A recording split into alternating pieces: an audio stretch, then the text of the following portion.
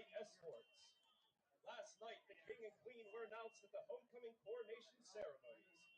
Congratulations once again to Claire Albertson and Jarius Baker.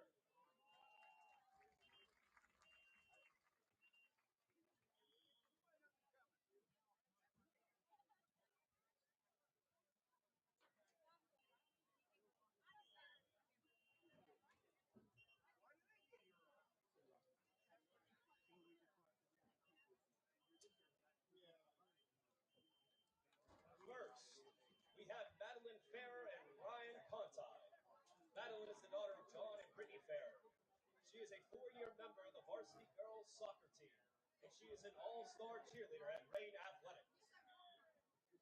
For 2 years, she has been a member of the YAP Club. For 3 years, she has been a member of FBLA. And for all 4 years of high school, she has been a member of the Club Hope. During her junior year, she was inducted into the National Honor Society. And all throughout high school, she has been on the highest and high honor roll. Ryan is the son of Kevin and Jackie Conti. He is a 4-year member and a 4-year letter winner of the varsity basketball team. During his junior year, he was inducted into the National Honor Society. He has been on the high honor roll all throughout high school. Next, we have Gabrielle Galatis and Roman David. Gabrielle is the daughter of John and Christy Galatis. She's a 3-year member and a game day lead of the varsity cheerleading squad. For 1 year, she was on the prom committee. For 2 years, she has been a member of the YAP Club. And for 4 years, she has been a member of Club Hope and FBLA, as well as the class president.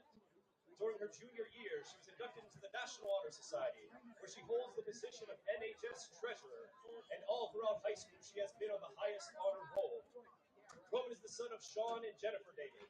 He is a 1-year member of FBLA. Next, we have Reese Held and Wyatt Clark. Reese is the daughter of Kevin and Laura Held. She is a 4-year member and a 4-year letter winner for the varsity soccer team. For 3 years, she has been a member of Club Hope. She has been on honor roll all throughout high school. Wyatt is the son of Simon and Aaron Clark. He is a 4-year member of the varsity basketball team and a 2-year letter winner, and a 4-year member of the varsity baseball team and a 1-year letter winner. He has been on high honor roll all throughout high school. Next, we have Natalie Ionessa and Parker Luchenko. Natalie is the daughter of Loni and Lauren Ionessa. She's a 4-year member and a 4-year letter winner for the varsity cross-country team and a varsity softball team. In 2023, the CV softball team were section champions. She is a member of the Youth Ambassadors Club, Love Hope, FBLA, where she holds the position of officer and middle school mentor.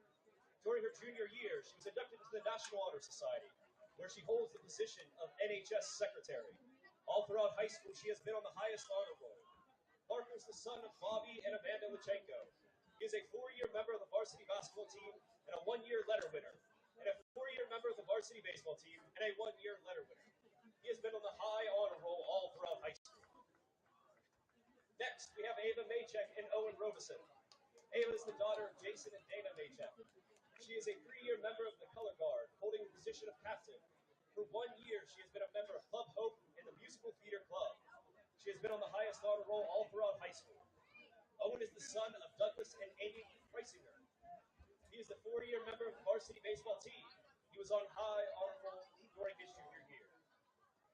Next, we have Megan Mamula and Antonio Bonnie. Megan is the daughter of Rudy and Leslie Mamula. She is a 3-year member and a 3-year letter winner for the varsity cheerleading squad, where she holds the position of captain and game day lead. During her sophomore junior year, the cheerleading squad were the Whitfield runners-up. For 1 year, she has been a member of the FBLA. For 2 years, she has been a member of the YAP Club. And for 4 years, she has been a member of Club Hope. During her junior year, she was inducted into the National Honor Society, where she holds the position of chairman. She has been on the highest honor roll all throughout high school. Antonio is the son of Ambrose and Christy Bonnie. He is a 4-year member and a 4-year letter winner of the varsity wrestling team. During his junior year, he was inducted into the National Honor Society. He has been on high honor roll all throughout high school. Next, we have Ava Rakovich and Brady Schroes. Ava is the daughter of Jason and Holly Rakovich. She is a 4-year member of the varsity cheerleading squad, holding the position of captain in her senior year. In 2023, she won the Whitfield Competitive Spirit Championship. In 2024, the cheerleading squad was the Whitfield runner-up in 2A small varsity. For 2 years, she's been a member of the Yap Club, and for 4 years, she has been a member of Club Hope. During her junior year, she was inducted into the National Honor Society, where she holds the position of chairperson. She has also been on the highest honor roll all throughout high school. Brady is the son of Chris and Deborah Schroes. He is a 4-year member and 2-year letter winner for the varsity soccer team, and a 4-year member of both the varsity basketball and baseball teams. He won the Central Valley Most Improved Player of the Year for soccer. He is a 1-year member of FBLA. Next, we have Riley Slater and Jacob Hunter. Riley is the daughter of Scott and Mary Ann Slater. She is a 3-year member and a 3-year letter winner for the varsity golf team. For 4 years, she has been a member of Club Hope. For 4 years, she has been a class officer and student athletic trainer. During her junior year, she was inducted into the National Honor Society, where she holds the position of president. She has been on the highest honor roll all throughout high school. Jacob is the son of Chip and Melissa Hunter. He is a 1-year member of the varsity basketball team and a 4-year member and 3-year letter winner for the varsity baseball team, where he holds the position of captain. For 2 years, he has been a middle school mentor. During his junior year, he was inducted into the National Honor Society. He has been on the highest honor roll all throughout high school. Next, we have Avery Soriano and Varsity Shore. Avery is the daughter of Tony and Lauren Soriano. She is a 3-year member of the varsity volleyball team and a 1-year member of the varsity soccer team. She is a member of Club Hope FBLA, where she holds the position of president and GAP. During her junior year, she was inducted to the National Honor Society, where she holds the position of chairman.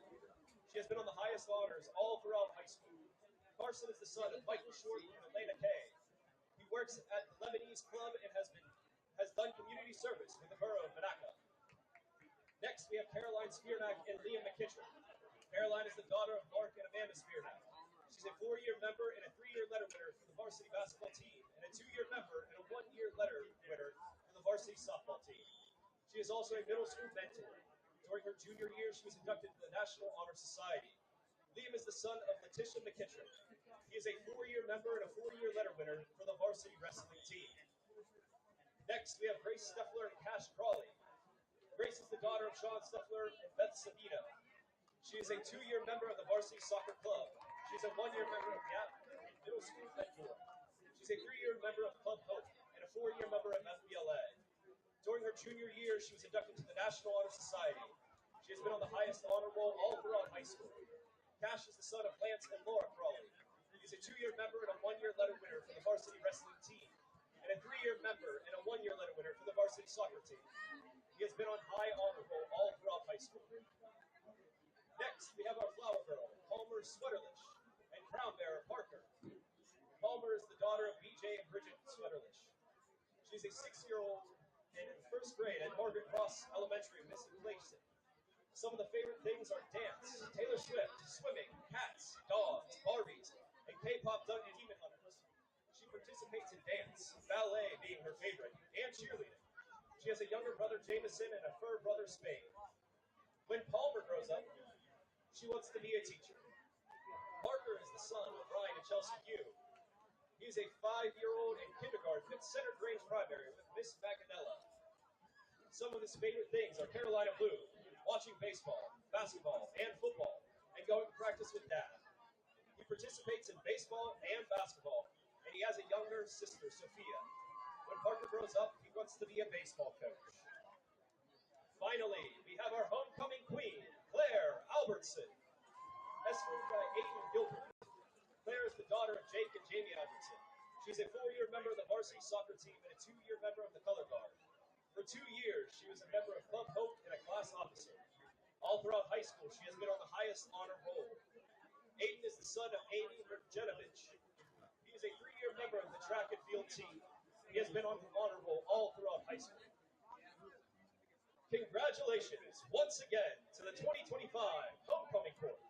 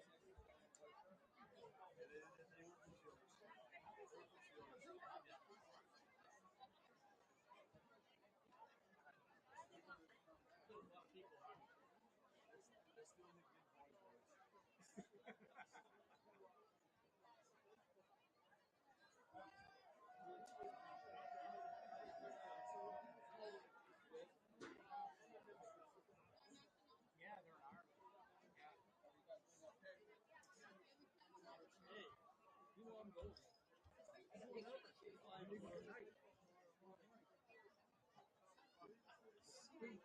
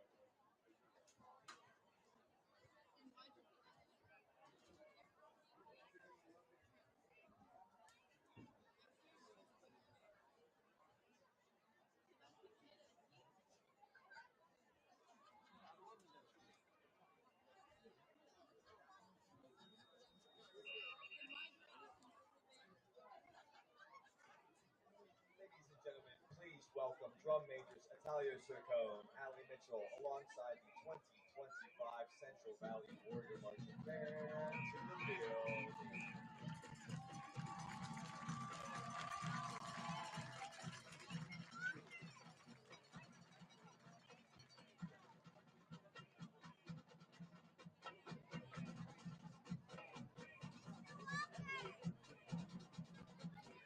And now, tribute to Troy.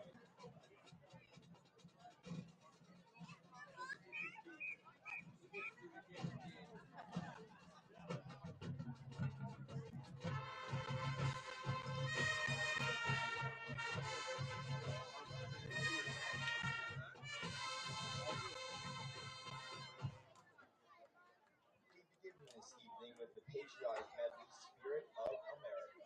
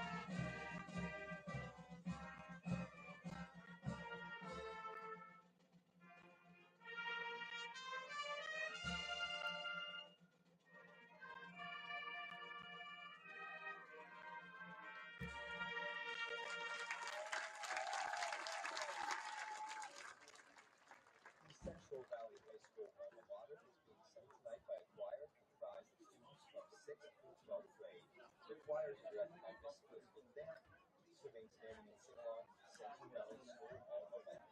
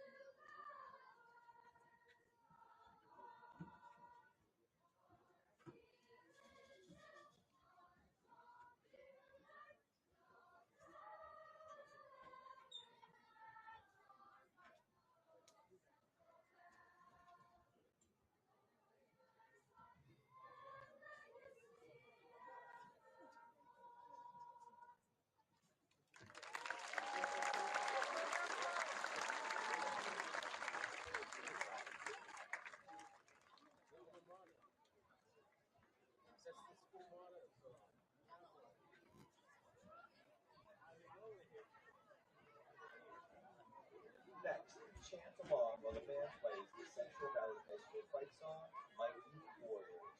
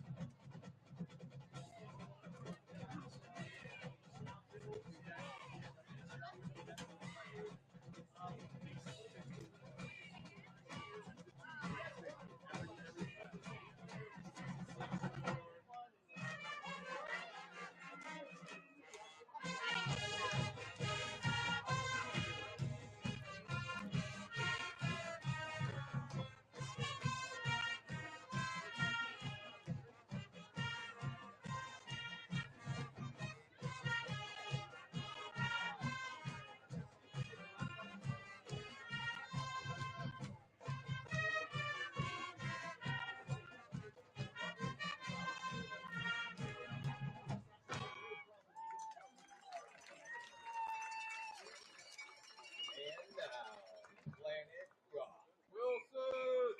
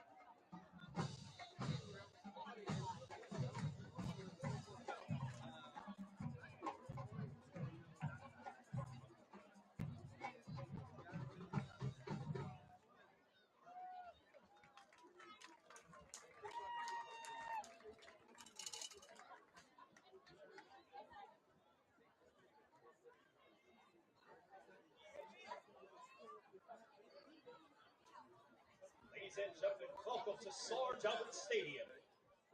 In tonight's contest between the Avonworth Antelopes and your Central Valley Warriors.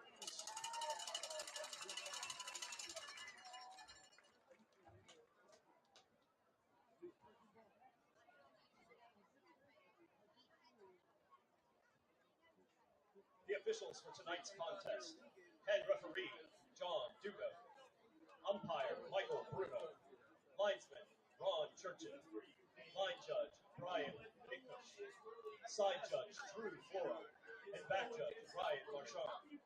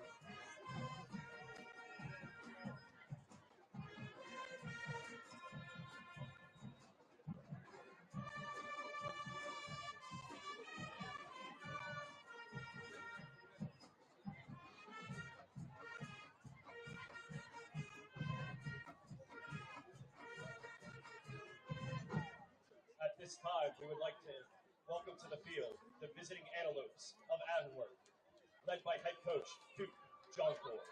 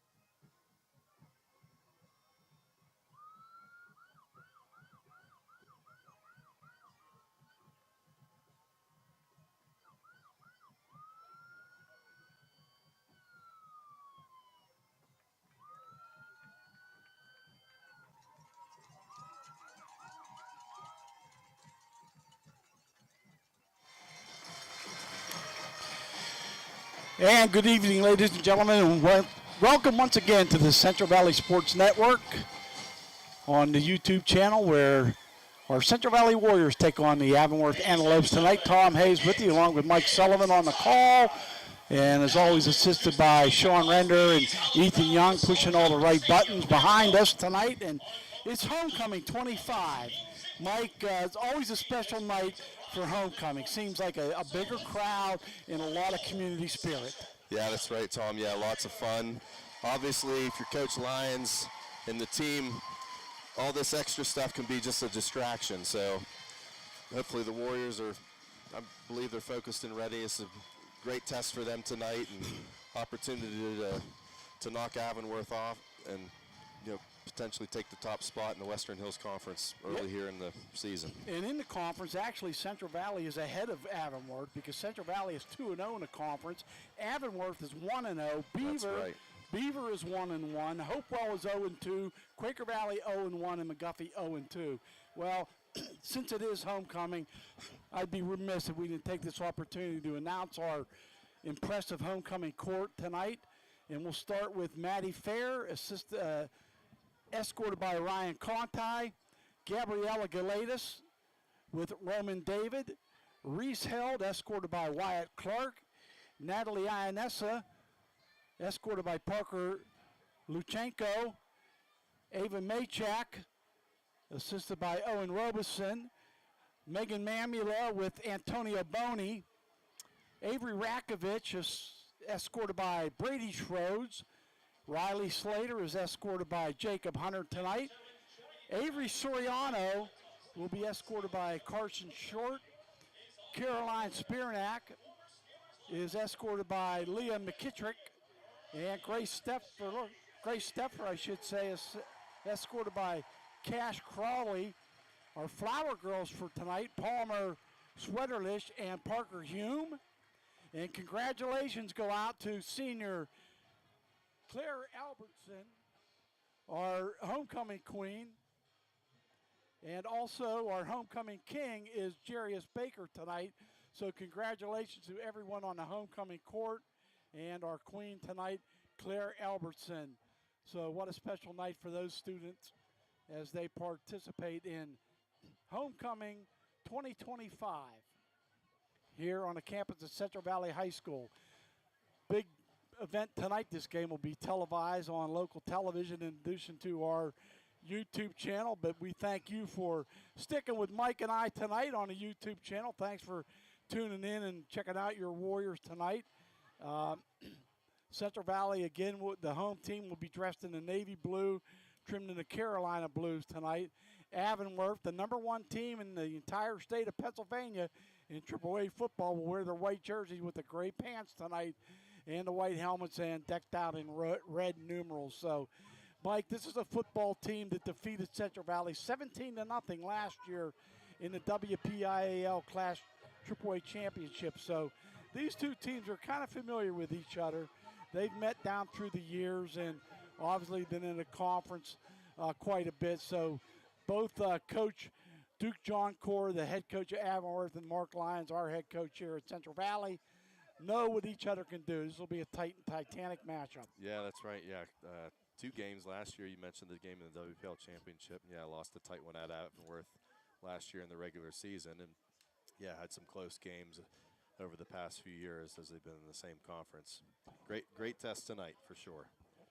They've had some big wins, too. Avonworth has over Aliquippa, the non-conference game, and then actually 2 non-conference games, Aliquippa and Thomas Jefferson. Yeah, nothing to sneeze at, and dominated a pretty good Hopewell squad as well. Right. Avonworth has won the toss, and they deferred, so Mark Lyons will see his offense take the field first. And the Warriors will receive this opening kickoff. Good to see former Steeler Ryan Shazier in attendance out at the coin toss tonight. He's with the film crew here tonight for KDKA TV, and remarkable what he came through after his spinal injury and paralysis for a while, and the perseverance to fight and come back, and just seeing him walk off a football field. I'd rather see him in black and gold with pads on, Mike, but I'll take it as a human being. I'm just glad he's healthy. Yeah, it's awesome. Awesome's a good word to use. Back deep in the middle will be Aaron Lawson, who was awesome himself last week against Beaver. A couple long scores on touchdown passes thrown by Braddock Ambrose. Kicking off for the Lopes will be number 31, Calder Mahan. Mike, you know it's a cliche, but boy, I think Central Valley has to play mistake-free football tonight and take advantage of any opportunities given to them by Avonworth. Yeah, that's right. Yeah, you definitely want to get off to a good start here too. Have a good opening drive and try to get a score on your first possession and put a little bit of pressure on them too. One thing you don't want to do is give a team that's on the road. You don't want to give them life early, and it would be good for Central Valley to get up on them and gain some confidence. And yeah, obviously need to win the turnover battle and special teams. Low liner, this will be returnable. And that'll be Perry on the return. Antonio Perry out to the 25-yard line. Mike, he was huge. His first action of the season last year against Beaver, and Antonio was a force mostly defensively, but also offensively. Yeah, he was definitely a difference maker for Central Valley last week. And, yeah, got hurt early in the Montour game and hadn't played since. So it's huge to have Antonio back. Forgot. He did. Yeah, that's when he got hurt. Okay, yep, I forgot that early he in that game, played. though. It was so early, I forgot he was even in the game. Feels like forever ago. Warriors take over at their own 25-yard line. Motion goes Lawson. They'll give it up the middle to Shearer. No, they're going to throw it to Lawson, and there's a flag on the play. That's going to be an illegal receiver downfield. It looked like a lineman got way downfield in front of the pass. Yeah, and we've had issue with that in the past few games where we've had linemen downfield. It looked to me like where the flag was thrown, it could have been holding, but yeah, I think you might be right, Tom, that's what the call was. It looked like Brendan Alexander was way downfield on the pass. Really good fake by Ambrose on the play. But you're right, Mike. They get the hold, so they could have went both ways on that one. That'll back them up to the 15. Yeah, that's not how you want to start, and that hurt too. Really, it didn't even affect the play. It was a first down. So now you just need to get some of that yardage back here on first down and make a manageable second down here. Now the officials want to talk about something. I don't know. Oh, they're giving a sideline warning to Central Valley. Already, so that's their first one. The second one will result in a 5-yard penalty. Well, big hole for the Warriors, 1st and 20 at their own 15.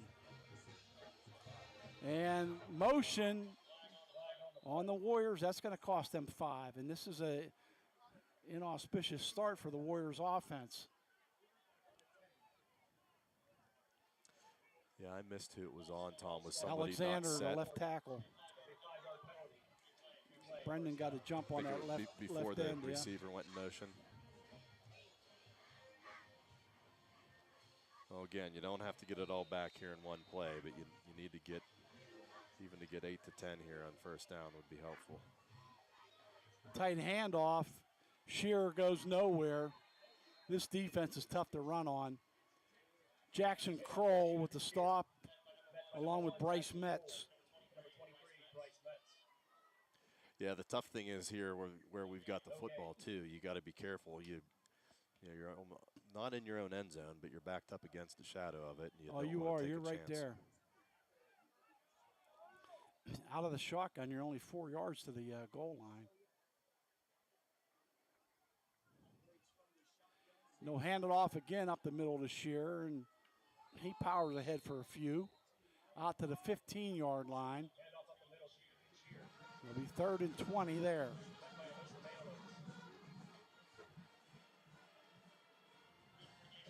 Well, probably play it pretty conservative here, 3rd and 20 from your own 15. Ideally, you want to, again, hope you can get some of this back, and if they're going to run the football here, that you can bust it and potentially get a first down. But if they're throwing the football here, worst case scenario, you want Braddock to throw it away if he has to. And he's going to throw it, and he's going to have a man over the middle, and it's Lawson. Lawson's got the first down and a whole lot more. He's out to midfield. What a slant pattern and a beautiful throw by Braddock Ambrose. And Aaron Lawson takes it all the way out to the 50-yard line. 1st and 10 Warriors. It was a great ball, Tom, by Ambrose. Avonworth had 2 high safeties, and they brought Lawson, and he split the safeties, and Ambrose hit him right in the seam. Great play call and great first down for the Warriors. Awesome call and execution by the Warriors. That is huge.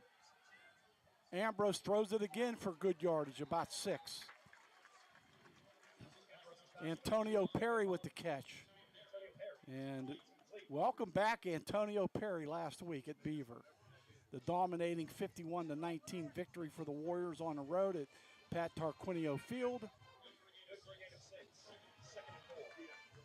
Avonworth last week dominated Hopewell 48-6. That game was at Lenzner Field at Avonworth High School. 2nd down, 4 to go for the Warriors. Perry in motion. He gets the jet sweep handoff. And Perry's going to get the first down.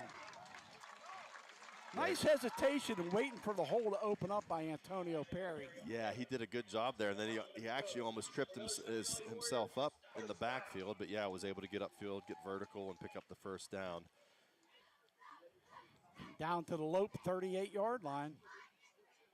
This drive started at their own 25 after, well, you might as well say the 15 because they had a holding penalty on first down. Right.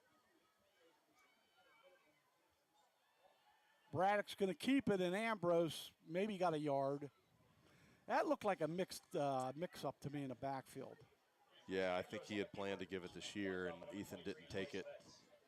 It almost looked like they were planning to run the zone read, but yeah, it looked like some miscommunication there for sure. They'll say maybe a half a yard. Let's call it 2nd and 9. Got a lot of room down here. Ahmed basically one-on-one.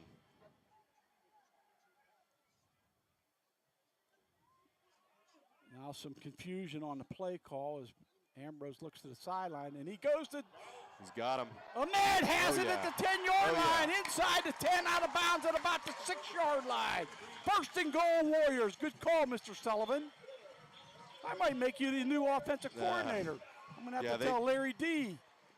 That's something they've got to take advantage of. That's a mismatch, and Ahmed's got such great speed, and he's got great hands.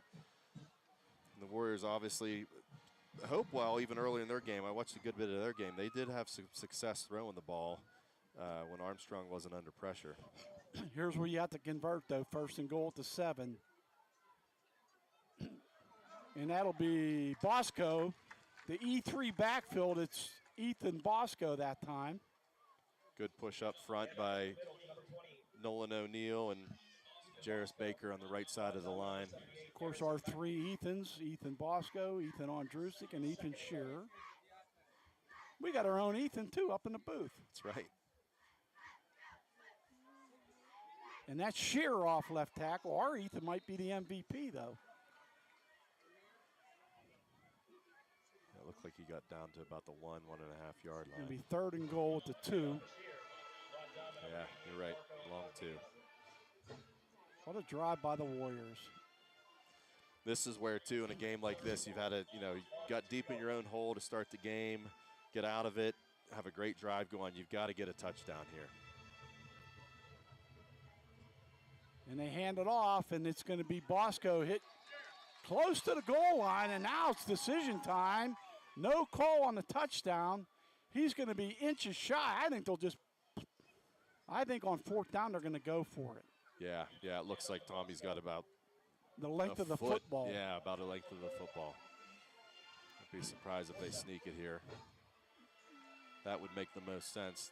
They don't even have anyone over the center. He's in. And he's in. Ambrose for the sneak. Touchdown, Warriors. Wow, that's a huge drive, huge opening drive for the Warriors. Like we said, you got to jump on Avonworth early, and great drive, especially after how it started. Started at their own 25. They had a holding penalty on first down. So this drive started at the 15-yard line. And the Warriors with Dominic Pratt on for the PAT. And it's blocked. And that was just a clear gang rush by Avonworth. Yeah, I'll tell you what, Tom. That's kind of tough to see that. Yeah, I was thinking it, but I didn't want to say it. Just in watching the last few games, we have had some issues on the wings with people coming off the edge and the opposition coming off the edge and not getting a piece of, especially coming through in between the wing and the tight end, and that's what happened there. Didn't get even a hand on the guy coming off the edge. That hurts. Yeah, if you noticed it, I'm sure Coach Duke Johncore and his staff saw it, so they perfected the block.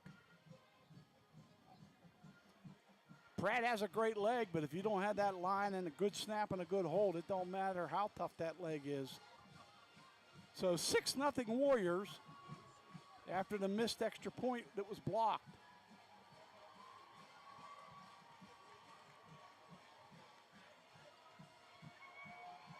Well, either way, huge to get get a TD on the first drive. Yeah, I mean, they could have settled for 3, but they got Yep. 6 at least. But again, we talked right at the beginning of the broadcast. It's going to be huge for the, and it is cliche, but it's in games like this, it's important. Typically the team in a game like this with 2 good football teams, whoever can win the turnover battle and plays the best on special teams is typically who's going to win the football game. So. Steely McBean, the Steeler mascot's here. Why isn't he over in Ireland getting ready for the Vikings game on Sunday morning? I thought that I saw a video of him over in Ireland. What's going on It must have more than one costume. Yeah. Well, Avonworth, offensively, they're averaging 36.5 points a game, so they're a team that can put the numbers up on the board. This Warriors defense is giving up 22 a game. But as I mentioned several times already, they got Antonio Perry back to give them some depth. Yeah, and what's going to be important, too, as the game moves on is for the Warriors to really control the football. That actually it didn't seem like the drive was 5.5 minutes long, but they did take 5.5 minutes on that opening drive. And that's important. Time of possession is going to be a big key in this game. If you're able to get the lead and keep the ball out of their hands. Again, congratulations to Claire Albertson, our homecoming queen, and our homecoming king is Jarius Baker. Big number 74 for the blue.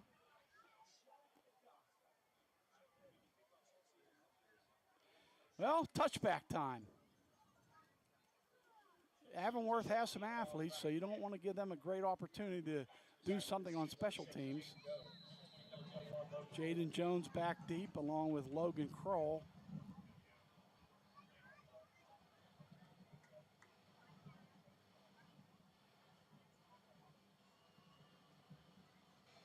Pratt's into it, and that's a touchback.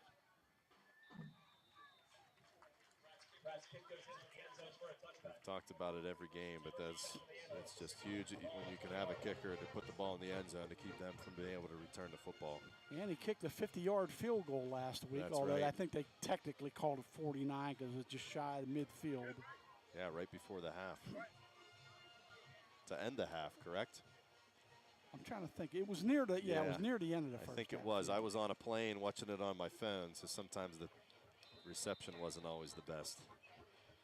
Well, let's see what the Lopes can do. Led by Carson Bellinger, their fine senior quarterback. Not the biggest young man at 5'11", 180. Tom, they like to run the football, but they do a lot of play action too, so especially on first down. And they hand it up the middle, good yardage. All the way out to the 30-yard line. That might be a first down by Dimitri Velaceris. Yeah, good stick there by Aaron Lawson, but obviously you don't want your safeties making all the tackles, so too much there on the first play for Avonworth. Velaceris is averaging 6.6 yards a carry. He has 711 yards rushing on the season. 11 touchdowns, not too shabby numbers. And he's up there again for a gain of 10 or 9. That offensive line opened up the huge holes led by Big Peter Bonnet, the Navy commit. Yeah, in those first 2 runs, he wasn't touched until he got into the second level. He picked up 11.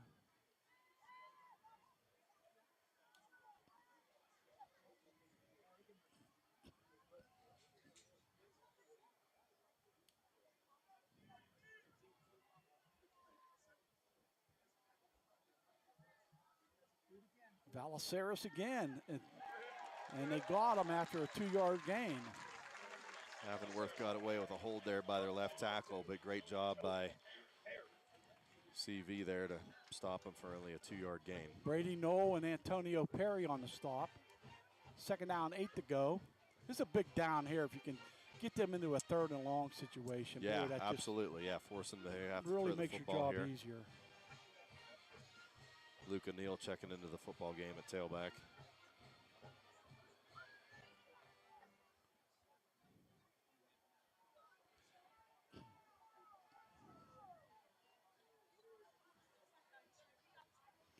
It'll be Neal, and Neal's going to have good yardage and a first down.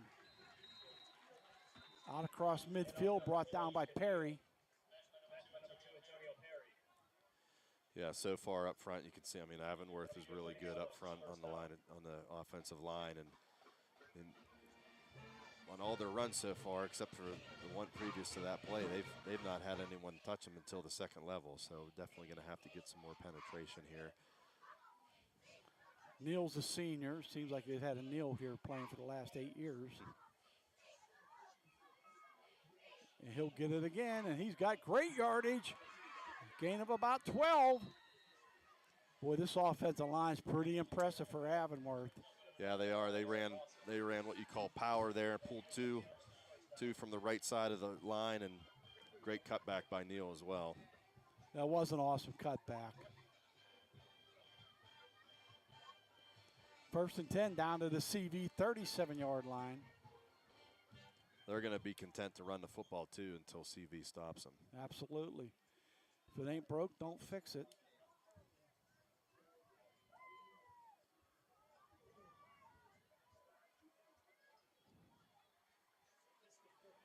Neal again, and he's got a huge yardage. Still on his feet down to the 20-yard line almost at the 18, knocked out of bounds by Lawson. Yeah, great run by Neal.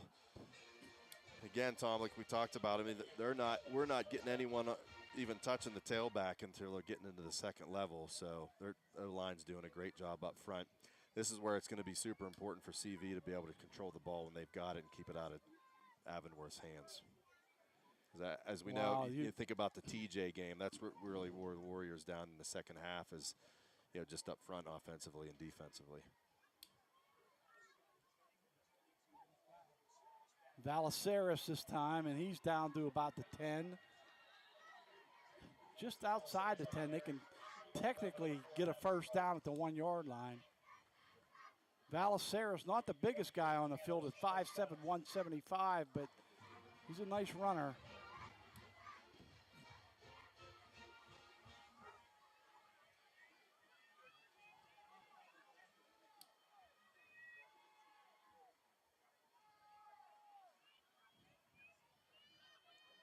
They have yet to throw the football. They haven't had to. Valeceres again. And he's going to be at the 1-yard line. Yeah, he was down, lost the football, but he clearly was down. Good job by the near official to spot it down right away. But that actually might be a 1st and goal depending on the spot. Yeah, it is. It is a 1st and goal. So big answer drive by Avonworth. If they can punch it in, and looks like they do. Valeceres with the 1-yard run. Yeah, that was a pretty impressive drive by Avonworth to answer there. Dimitri Valeceres.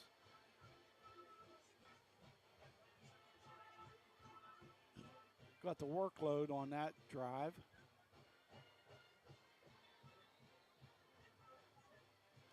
Extra point can give the Lopes the lead. Calder Mahan kicks it up, and it's 7-6 Avonworth.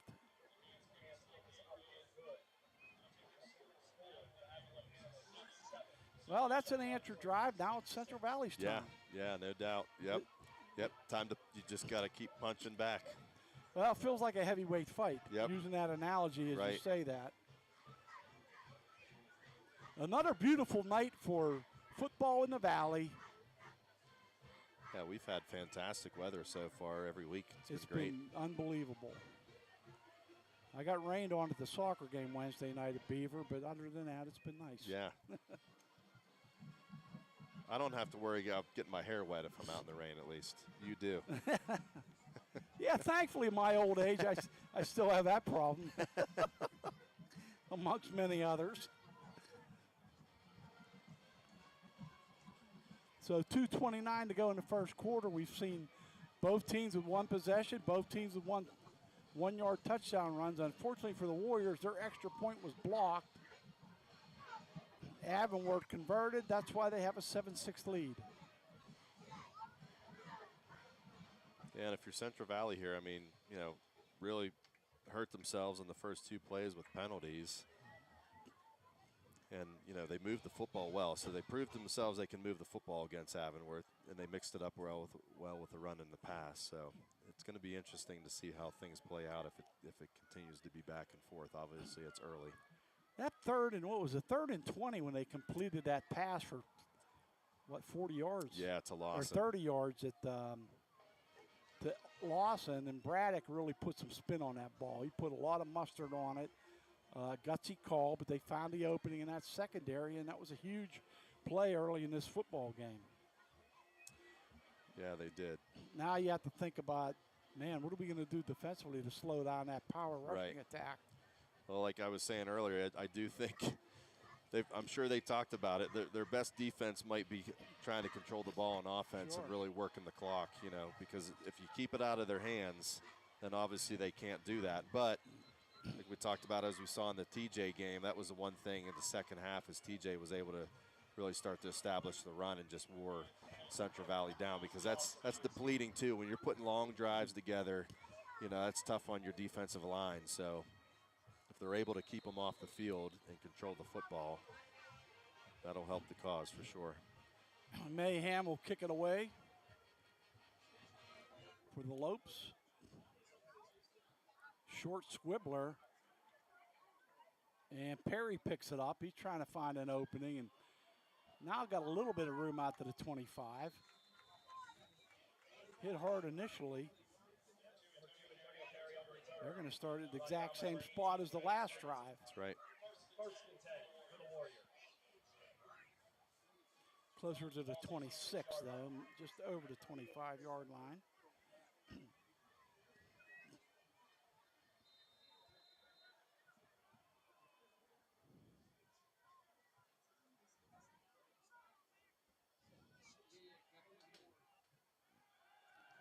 Pass over the middle to Perry, and he dropped it. Oh, my.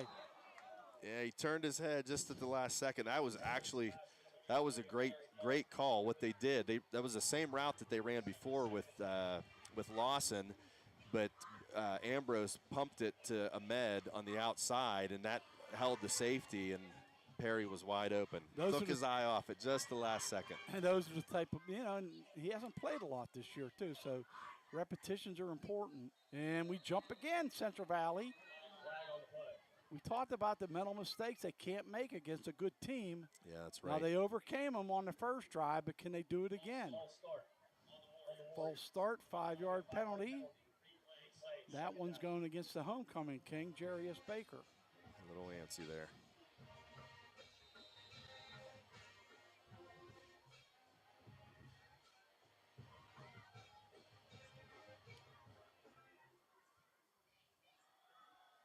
Tight hand off to Shearer, and Ethan Shearer with a nice run out to the 33-yard line.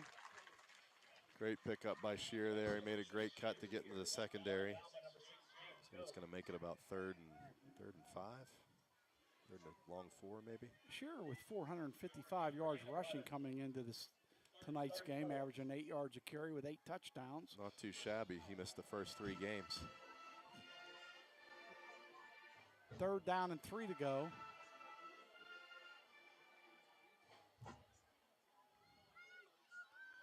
They're going to throw for it, and they got a man. That's a first down to Perry. Oh, he redeems himself with a nice catch there in traffic. Yep, great job. That was just a little option route. He ran a hitch, just sat in the zone. This is what's good, too, that Central Valley hasn't done a whole lot of earlier in the season. Right now, they're just taking what Avonworth has given them, and that moves the chains. That's huge. Yeah, I like the play calling. I think it's keeping this defense on their toes. Yeah, they're mixing up the run and the pass well. Well, Ambrose is hitting the backfield, and no call, though. His head did kind of jerk awkwardly.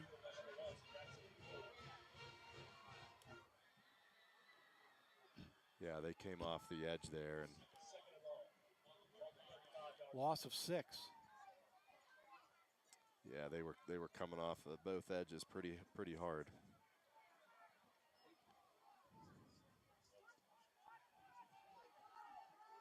Now they're cheating the safety over a little bit. Fly pattern to Ahmed, that's way over his head, and Mackay says, hey, I was grabbed at the 50-yard line. I'll bring up. Yeah, you'd like to have that one back. He had Yeah, him. he did have a Overthrew step him by on a him. couple steps. 3rd and 16 now. You see what they're doing, Tom. Like on that last play, they went to Ahmed.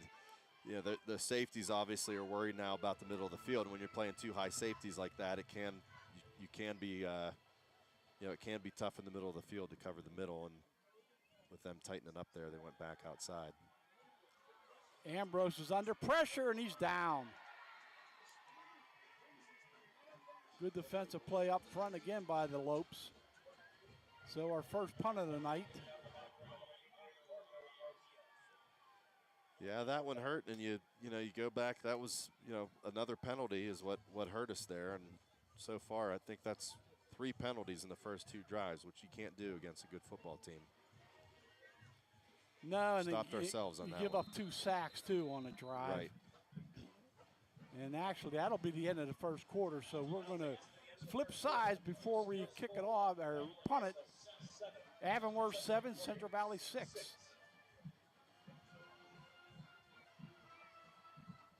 Well, now's when your defense has to step up. You have to make those defensive adjustments and figure out a way to stop this powerful offense. Yeah, and we'll see how they adjust here too. I mean, with as successful as they were running the ball, you might have to tell them, hey, we're going to force you to throw it. Yeah, put a couple more guys in a box and until you at least show that you can contain it a little bit. Right, and Avonworth might say, go right ahead, and we're going to keep trying to run it right down your throat. Well, they can throw it if they have to. Oh, yeah, though. yeah, they can throw the football for sure.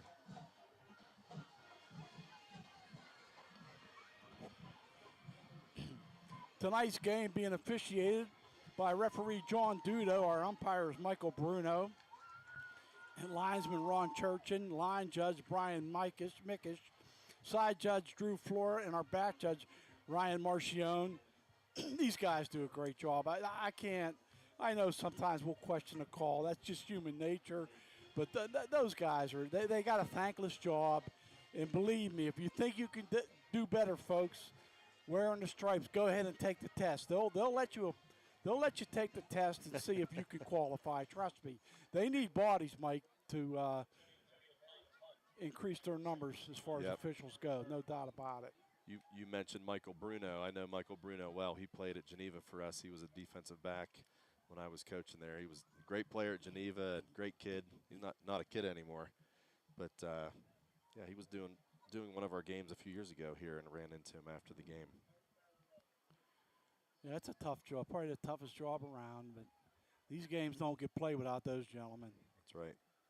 And ladies, I guess there's some female officials now in the WPIL. I'm not really sure, but I wouldn't be surprised if there were. Waiting for the broadcast. You here know, to give the okay. As a radio broadcaster, I traveled the state, obviously covering Beaver County teams for 40 years. And I've seen officiating all over Pennsylvania. And I think by far the WPIL has the best group of officials in the entire state of Pennsylvania in all sports. Yep. Yeah, there's been some guys that have been doing it for a long time, do a great job. Perry with the punt. That might have hit a lope. I think it did. I think it did. If I'm Central Valley, you jump on it. It did. No, they're going to say no. I really thought it did. Maybe it didn't. It was must close. Not have, but it looked to me like smart it did. of Ondrusik, though, to jump on it. I mean, Avonworth was confident it didn't touch them because they had no reaction at all. Right. It was definitely close, though. I was saying it did out of wishful thinking. Well, you can wish it a little bit. They'll start at their own 32-yard line. It was close. Here come the Lopes. Another good to see Perry back at the punt position as well, punter position. They didn't even have to kick it last week against Beaver.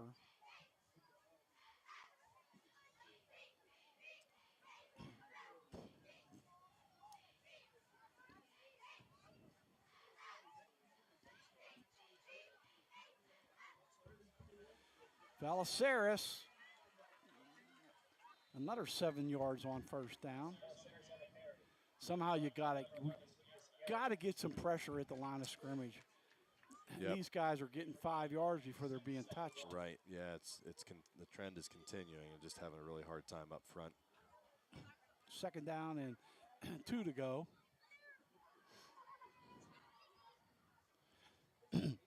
Duke Johncourt has really built a program over at Avonworth.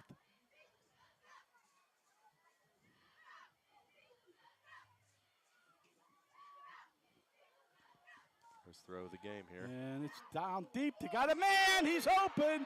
That's going to be Jones taking it to the house for the touchdown. Yeah, they kind of honestly lulled us to sleep there. It was a great call. It was 2nd and short. Great time to throw the football, and we kind of got lulled to sleep with them running the football, and that was just a simple slant route. Jaden Jones on the touchdown. Where was that from? The 59-yarder. Yeah, great call. I love throwing the football on 2nd and short, and that was a great call. And like I said, they just lulled. That was their first pass of the football game. Yeah, I think it surprised all of us. It was Yep. a great call, though. Extra point is good. It's 14-6 Lopes. Boy, that's just a quick striker there that kind of like slaps you in the face if you're a Warrior fan. Yep. Yeah, they just ran play action there, which was, again, great call on 2nd and short. And great throw, great catch. Jones, our leading receiver, that's his 12th catch on the season. Has about 400 yards now, close to 400 yards receiving. He's averaging 28 yards a catch. It's pretty good average. See why, huh? Yeah, it is. Not too shabby. Well, he almost doubled it on that one. 14-6. Warriors got some work to do now. Well, mentally, if you're Central Valley, you just got to put something like that out of your mind and get back to work. Yep. Get back to the basics. This is there's a lot of time left in this football game. It's 4 quarters, not 1.5. That's right, no doubt. Yeah, and again, you can look at, you got to give Avonworth credit, but we've also hurt ourselves some with penalties, and those are stuff, those are absolutely things you can clean up. You just got to keep pace with them and keep going toe to toe. I think what I've been impressed by the most is their offensive line. Yeah. Their O-line has been dominating in the trenches. Yeah, they really have. Yeah, we've had a hard time having an answer so far for them up front, and we've got a good defensive line, but you mentioned Bonnet up front, who's a Division I recruit and Navy commit, and I mean they've got some veteran offensive linemen up front, and yeah, if you're getting pushed up front and are you able to move the football, that can be demoralizing. Central Valley has proved that they can move the football offensively. That's right. That's a good thing. The problem is they haven't been able to show defensively they can stop Avonworth, and they can get a 3-and-out one of these series. Now Lawson's going to get a break, and back deep is going to be Makai Ahmed in the middle. So hopefully Lawson's okay. He's generally the middleman back deep. And maybe he just needs a break. Yeah, I don't see him with the trainers, so that's a good thing. I can't find him on the sidelines right now, but I don't see him with the trainers. I see him with his helmet off right at the 48-yard line. Hopefully they're telling him what the next play is going to be when he goes out on offense. Right. Can't afford to lose Mr. Lawson. Aaron's had a fine season. Low squibbler again, and a high bounce. And the Warriors finally recover it, and they're going to be hit at the 15. Great special teams coverage there as they bring Perry down at the 15-yard line. Yeah, that ball took a crazy bounce right before Antonio was able to field it and popped straight up in the air, and pretty high up in the air. By the time he was able to field it, there wasn't a whole lot of room to work with. Yeah, that went so high he could have fair caught that one. Yeah, so once again, we're in a hole, not great field position either to start the drive, start the possession.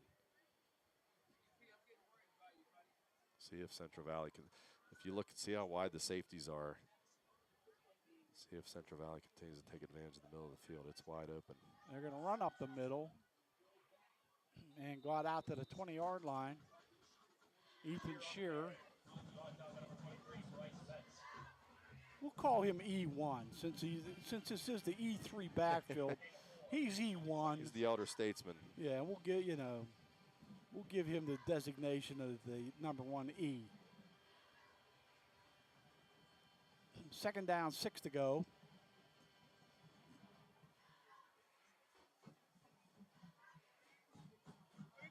Shearer again got a yard. Nice defensive play by Jackson Kroll. He's made a couple tonight. Yeah, that was a good tackle by Kroll. 5'10", 190-pound linebacker for Avonworth. Big play here earlier in the football game. Huge, yeah. You want to be able to convert on this and keep the ball moving and keep it out of their hands. Third down, 5 to go at their own 21.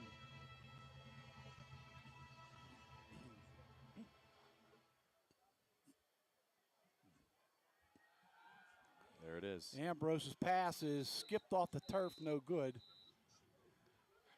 Yeah, that was made to order. It was just the safeties were about 10, 12 yards off the ball and the inside receivers, and they just ran a simple hitch route. And Lawson was the intended receiver. He made a valiant effort, but the ball was just too low. Yep. So Perry back to kick it away. And Avonworth should have great field position. Yeah, you got to protect and get a good punt off here. They're not even rushing. Snap, good kick. And a catch on the run. And dancing around is Cooper Sharding. Finally brought down at the Warrior 45. Wow. We needed someone to make a tackle there. Everyone was whiffing. Fortunately, he only picked up about 6 or 7. It seemed like he was running around forever. Forever he was, yeah. He ran 25. They pick up 4. So it'll be at the 44-yard line. Well, Tom, this is a huge possession here early, in the football game for Central Valley. Yeah, you don't want to go down by 2 scores. As it is, you need 8 points. You need a touchdown with Right. a 2-point conversion to tie. And you want to just be able to make a stop and gain some confidence on defense. And there's a big stop on first down by Alexander and Schroeds. Adam Schroeds also. Great penetration there by Brendan, and huge play, put them in a 2nd and long, and that's their first negative play of the football game. Yeah, that's definitely their first TFL. Tackle for loss.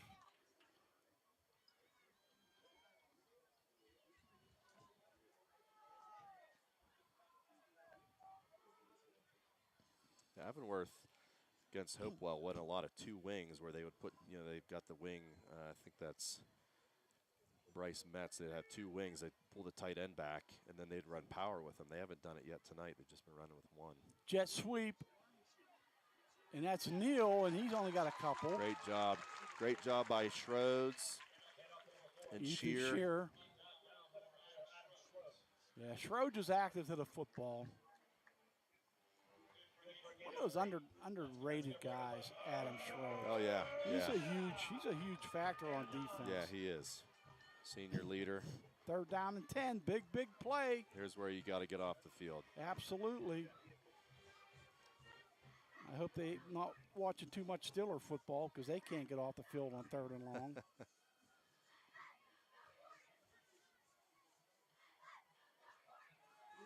Ball's tipped, incomplete. Good defense. Job.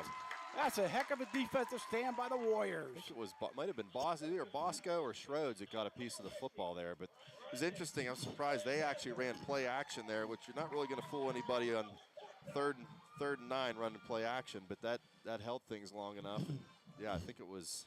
How about this? Their Bosco. offense is staying out there. Here's what you got to do. You got to watch the hard count and stay on sides. Or Bellinger might just drop back and punt it. I don't know if he has that capabilities. I think they have faith in their defense that they don't get the first down. And they do jump off. You called it, Mike. They jumped off. The Warriors jump. That'll give them 5. Yeah, you gotta think and understand that they're 4th and 9. Yeah, they're going to do that. For me, I'm thinking we're punting the football at 4th and 9 and pin them deep. We got a 14-6 lead. Were they even going to run hurts. a play there? Yeah, that's what I'm saying. I don't even think they were. I think they were just hoping to. Now, They now will now. you're at 4th and 5, and now they're absolutely going to go for it. Totally different situation being at the 44-yard line and now the 39. So even if you don't get it here, Central Valley has good field position, not great. Yeah, but it's worth a chance here. Yep. I don't think Got to they were watch gonna the kick hard it. count again, though. They're going to run a play here, but you got to watch the hard count again. That hurts. Yep, Central Valley takes a timeout. Mark Lyons understands how important this is. And he's talking to one official. I don't think he likes how something's going on with the way they're doing the hard count or whatever. Mark is talking to the official about it. Yeah, he is. I really Trying to can't. look back at the replay to see what happened.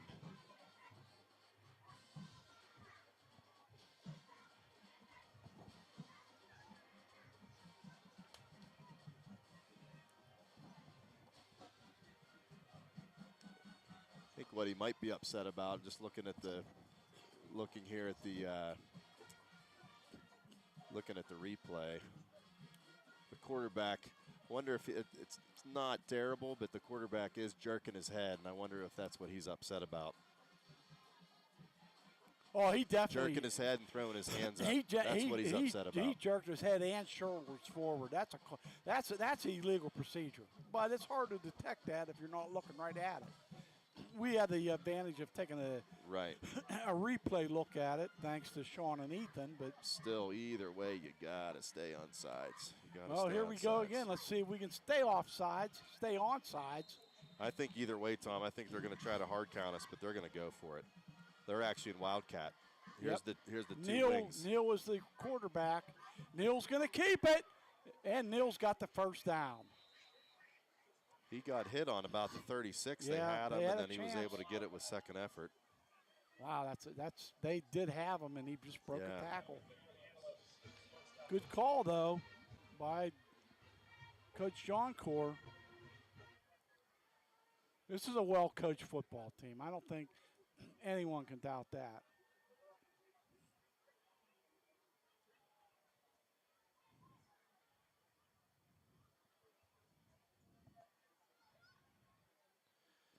Yeah, again, we talked at the beginning of this possession. This is huge for Central Valley now with the getting close to halfway through the quarter. Valeceres, he's got good yardage. Boy, I hate to be a beggar, but I wouldn't mind a turnover right now. I don't care if it's cherry apple or pineapple. I'll take anyone. It'll be interesting to see how. Avonworth, I would have expected them maybe to take their time a little bit more to work some of the clock because they get the ball to start the second half as well. You get a score here, you're up, at best 21-6, and you're getting the ball coming out of the half. That's why this is such a huge possession for Central Valley. They are content with working the clock.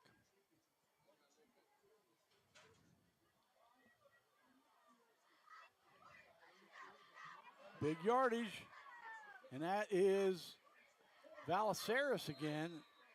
Boy, he's tough. He's down all the way to the 11, 12-yard line, 1st and 10. Yeah, Brady Knoll had an opportunity to make the tackle there. Valeceres was able to break it and pick up probably another 8 to 10 yards. Only a junior. He'll be back next year.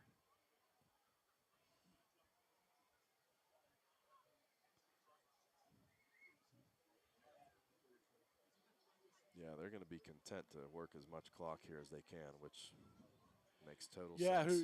Yeah, exactly. You have an 8-point lead and can just add to it here. Why be in a hurry? And Valeceres is going to be in a hurry to try to get to the end zone, and he's down at about the 4. Yeah, it looked like Aaron Lawson on the tackle there. Yeah, and Tom, honestly, looking at Central Valley right now, they're looking a little bit gassed. This has turned out to be, this is a third, if I'm not mistaken, third long possession now for for Avonworth, and with the penalty to keep the. Oh, this keep isn't it even a going. long possession. It started at CV 44. Yeah, I'm just but they're thinking of dominating the time. though. Yep. That's the difference. 2nd and inches, half a yard to go. So they can get a first down without a touchdown, and that'll be Neal getting the first down. So it's 1st and goal. Yeah, he actually. And I think Avonworth took a timeout. No, they didn't. Yeah, he actually got tripped up by his own offensive lineman. I think it was Noah Neese. 1st and goal to 1. Valaceres, the They're lone going to back. run the football here. Right up the gut. It'll be Valaceres, and he's hit immediately and into the end zone for the touchdown. Yeah, great. I think it was Ethan Shear got a shot on him right at the line of scrimmage, but he was able to bounce off and just get into the end zone. Well, that one hurts because you had them stopped. That was the first possession that they had that you stopped them. 4th and 10. Yep, and penalty really hurt and kept the drive alive. Mahan on for the PAT, and he's got it. 21-6 Lopes. Well, you got to give Avonworth credit, and like I said, against a good football team, we've helped them some though too, and obviously here, 5:06 to go in the 2nd quarter. This is, we said the last possession was big. This is big offensively. Yeah, they have time. They do have enough time to come down and score, but they've got to be efficient with the football.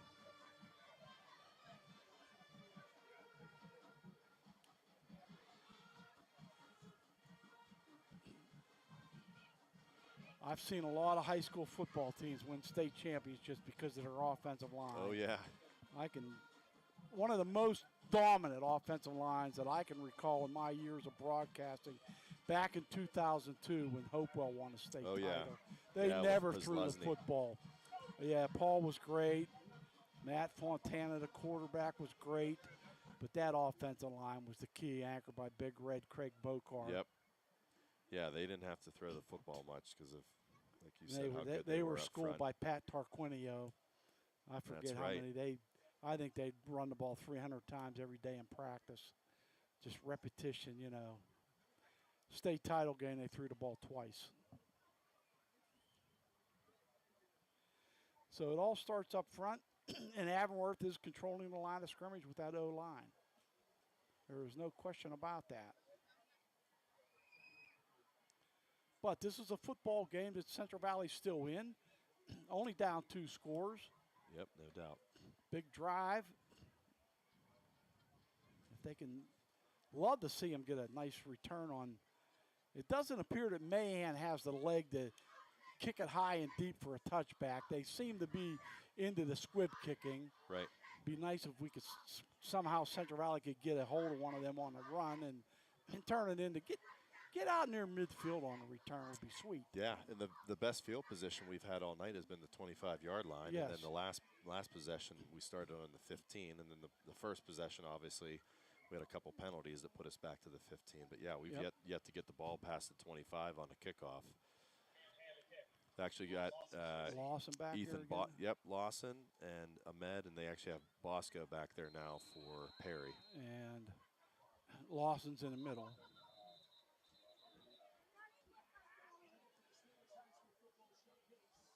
We'll have a longer halftime break today because of the television rights to this game. And it's short. And Bosco's can't go anywhere with it. They just fly on special teams. Yeah, and, man, that was crazy how that ball rolled. It looked like it was going to go out of bounds, which would have been a penalty, and it just kind of died and turned back right into Ethan. So, again, not great field position for the Warriors, starting out in their own 7 or 18. 18-yard line. Great special team coverage by Braden Baltos. All right, let's see what the Warriors can do with 5 minutes to go in the half. trailing it 21-6. Jet sweep for the Warriors. And a gain of about 3. Was that Lawson? Yeah, Lawson on the speed sweep. Another tackle by Jackson Kroll.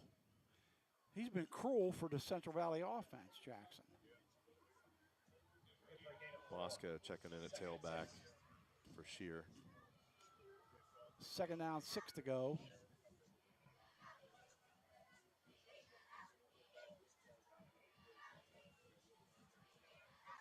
Pass over the middle, and Ahmed can't hold on to it. Yeah, that hurts. That's two big drops now for Central Valley. One on the second, I believe the second possession, and actually maybe the first, and then that one. Those are ones you gotta have. Yep, you gotta make the plays on because you're getting great opportunity. We haven't seen Ethan Ondrusik run the ball yet. Now he's on the sidelines with his helmet off, so I don't know if he has an injury problem. Yeah, we'll have to look too on the next possession because he starts on he's down defense. there without a helmet.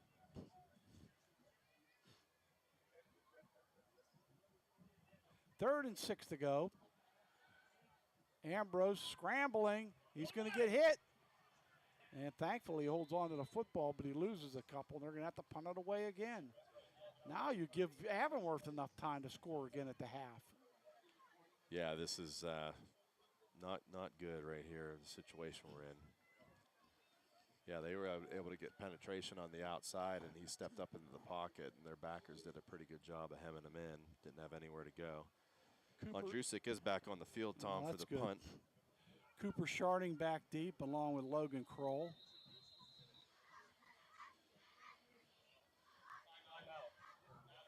Avonworth takes a timeout. Well, that's good. That helps a little bit that they had to burn a timeout on special teams. So that only leaves them 2 to play with at the half. Yeah, so 3:48 to go. They're going to get the ball back with 2 timeouts. Plenty of time. You would think it near midfield at worst. Right.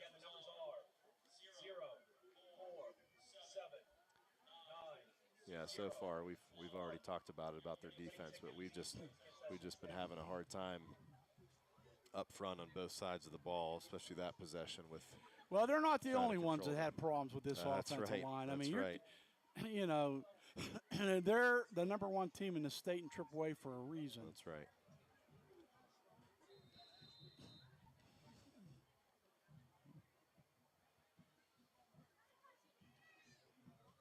Flag on the play as Perry gets into it. It's going to get a little bit of a CV roll into Avonworth territory, but I'd have to think. Did one of our flyers leave too soon? I'd have to think that, or maybe offsides on Avonworth. That's pretty good field position for CV. Right. I know, it looks like it is going to be. They're pointing against the Warriors. Valley. It'll be interesting to see if it is. They'll re-kick it. I guarantee. I would almost guarantee that Coach Johncore is going to say, "Go ahead and re-kick it. We'll take our chances." I know I would. Absolutely, force them to kick it again. Because that ball rolled down to the 44-yard line.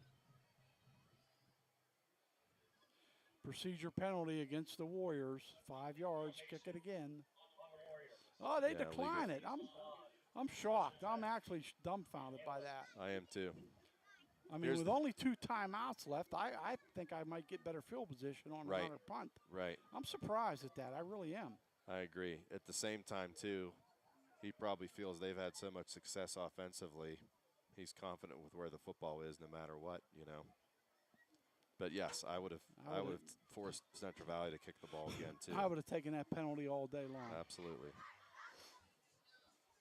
Well, big possession again. We've been talking about this is the biggest one, obviously, of the game here. Central Valley's got to be able to get off the field and keep them from putting another one in the end zone before the half.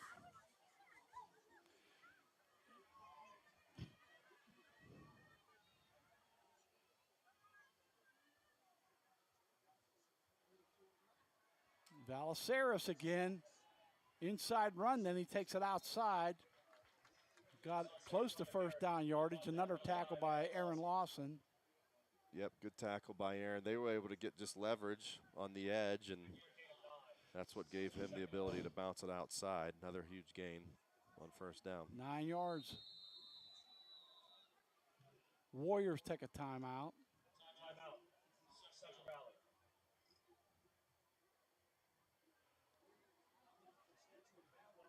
Coach Lyons doesn't, looks like he's not happy with officials. I think he's thinking they're holding.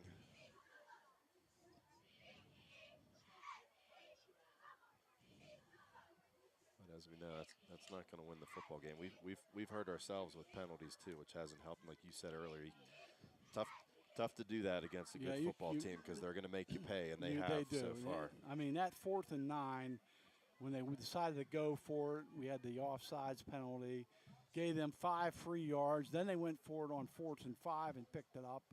They went out of the shotgun with Neal, and he was hit in the backfield. Should have been dropped for short of the first down. Yep. And then we broke the tackle and got the change. So this is a good football team, and you have to play perfect football to beat them or be in the football game. So 3:11 to go in the half. Avonworth a 1st and 10, or 2nd and 1, I should say, at the 44-yard line of Central Valley. And Avonworth just has that weird, they get set, then they stand up and look at the sidelines. Yeah, and it's going to be a procedure on them. Yep, they're going to get. Why do you think they do that, Mike? They get set, then the whole team stands up and looks at the sidelines and then resets. Yeah, so they're getting that? another call from the coordinator on the sidelines. So sometimes they're probably not even changing the play, but depending on what Central Valley's lining up in and what they see, that's why they're doing that. But they're doing it every play. So I guarantee you, sometimes they're changing the play and sometimes they're not. It's just a fake. Yeah, you watch major college. There's quite a few teams that'll do that as well. Valaceris, he's hit and he keeps going. He broke 2 tackles, finally brought down by Garrett Warsing. Yeah, Nolan O'Neill really lit him up initially in the backfield, and then he was able to break that tackle. And yeah, they're in third and a short yard. He got the penalty yardage back, 3rd down and 1. They're going to hard count him again. Nope. And Valaceris got the 1st down and more.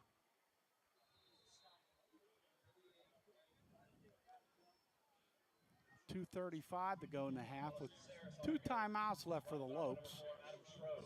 Yeah, they've got plenty of time here. Adam Schroeds with the tackle.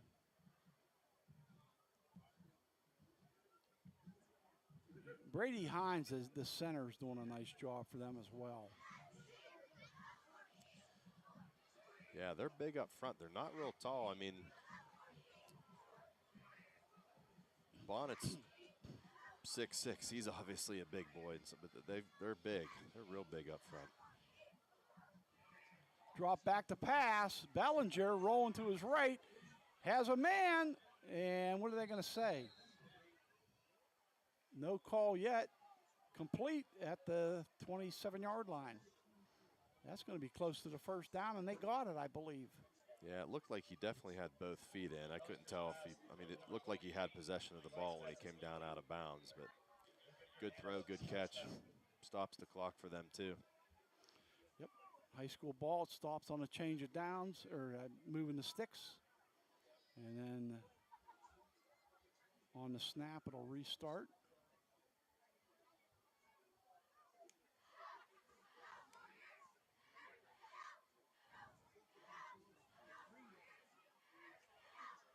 Bellinger keeps it, and he's hit after a gain of 1 or 2. Alexander and Lawson and Andrusic in on the tackle. Timeout Avonworth, so they burn one of their 2 remainers. Timeout. Avonworth. Huge stop there by Central Valley to force the 2nd and 10. They've really, all night, they've had very few, 2nd and longs, maybe one or 2 3rd and longs, and we helped them on the penalty on the offsides, but they've moved the ball all night. Well, they can get a couple stops here. Well, they just keep the Lopes off the board right here. Yeah. You get some momentum going into the half. Yep. Something to build on. That's all you're looking for. But you know Avonworth, they're going to go for the jugular. They're going to try to get some points on the board. 1:32 to play with. They only have one timeout, though, after this break, unless they get a television timeout.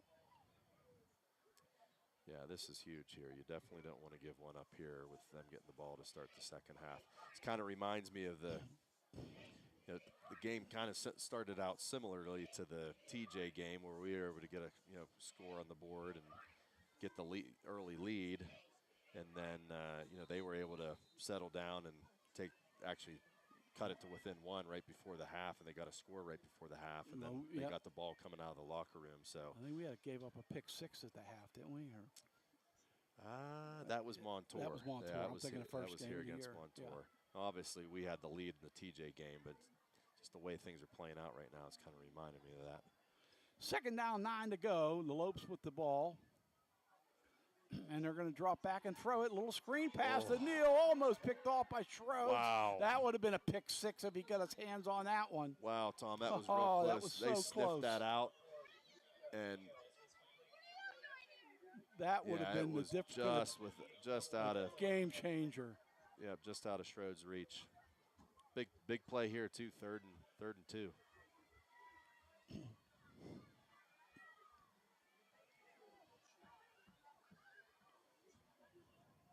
Under a minute to go in the half. Pass is caught. Jones is going to go into the end zone. Broken tackle, touchdown.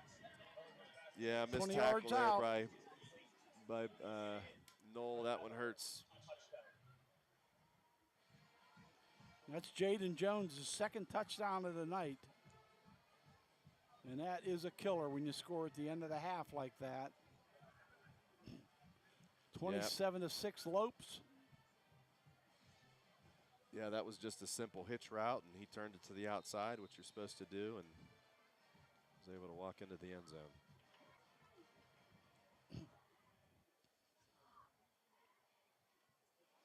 And they blocked the extra point, so.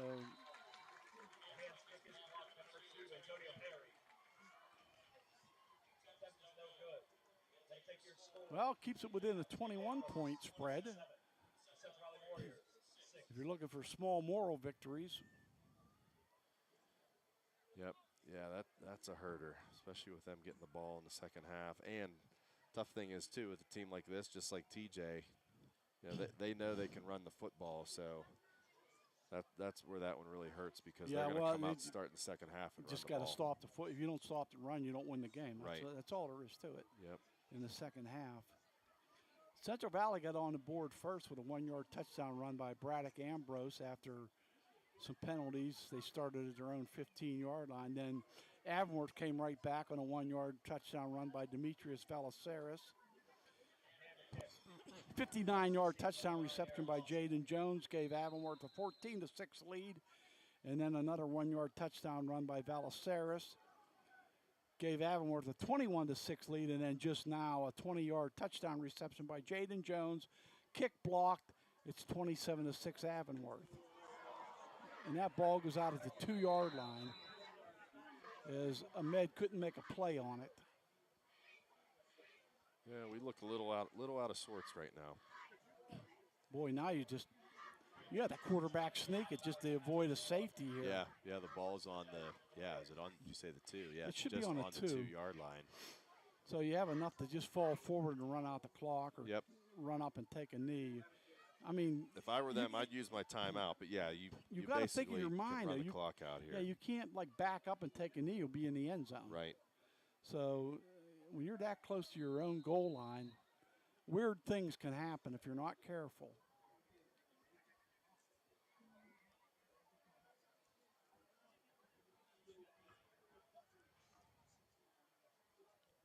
Tight formation. And they hand it off surprisingly. Oh, my. And getting to the outside. Wow. That is a shocker. He might have gone. That was Lawson who took it all the way out to the 22-yard line. Yep, that got interesting there for sure. That surprised me to no end. I thought they would be very conservative and try to run out the clock, but now you give yourself a little bit of breathing room with that run by Lawson. Sideline warning on Avonworth. That'll be good for Central Valley Warriors. First down. Yeah, they're going to run the football again here. The last thing you want to do is on your own 23-yard line, take a shot and risk turning the ball over again or throwing a pick six right before the half. 21-yard pickup by They've got Lawson. 4 wides in here, but hard to imagine they won't run the football. Yep. They have to take a timeout. Avonworth. Surprisingly, Avonworth. They say Avonworth took the timeout. I'm shocked. I thought Central Valley was going to. Yeah, and you know what? The play clock was actually down to 4, which I wonder if they didn't reset the play clock after the Yeah. after they I can't remember what happened before that, but yeah, that seemed like the play clock was. The long run by Lawson. That's right, yeah. Thank you. I was thinking there was a penalty, but yeah, it was. Yeah, the 21-yard pickup by Aaron Lawson when I think everyone thought they were going to take a knee, and all of a sudden he just jumped out of the pack for a 21-yard gain. Yeah, he kind of got lost there behind the line of scrimmage and was able to squeak out to the left.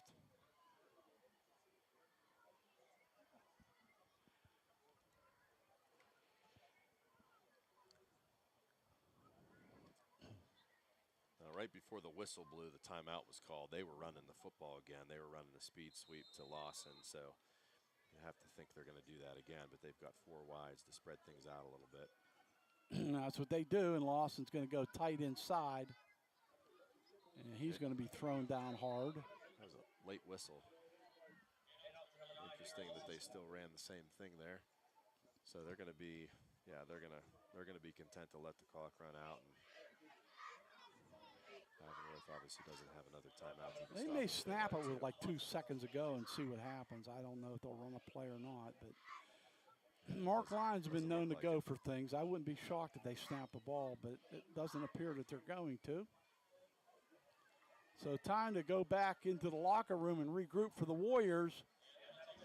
After a good opening drive for the Warriors to give them a 6-0 lead. It's been 27 unanswered points for the Avonworth Lopes. And our halftime score, Avonworth 27, Central Valley 6. Stay tuned for the Avonworth Marching Band along with our Central Valley Marching Pride. Should be a good show. Both squads usually put on pretty impressive halftime shows. We look forward to that. Stay tuned and enjoy.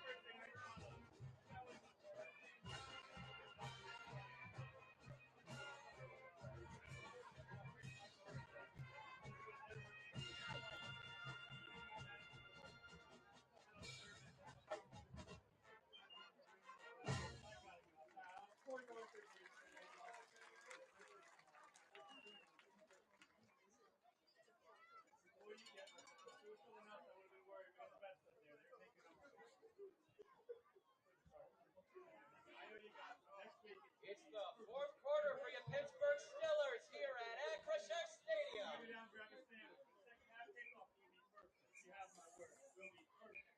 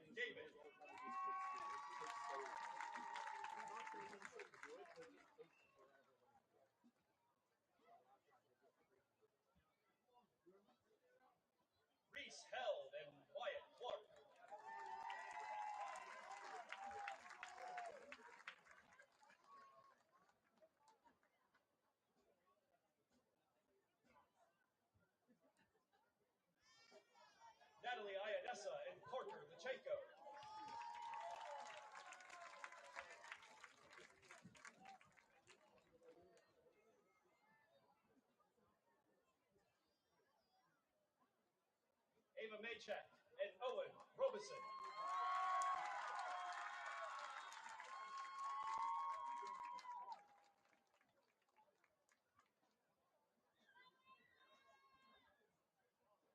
Megan Mamula and Antonio Bonney.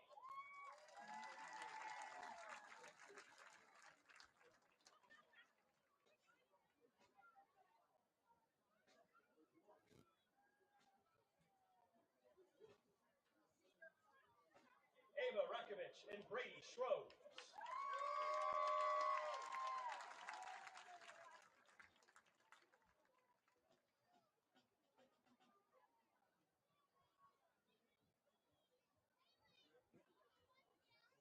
Riley Slater and Jacob Hunter.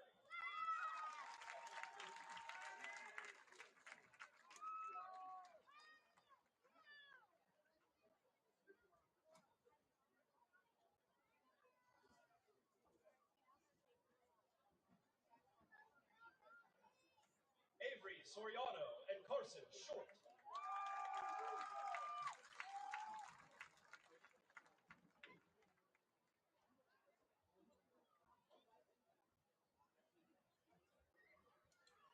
Caroline Spearnack and Liam McKittrick.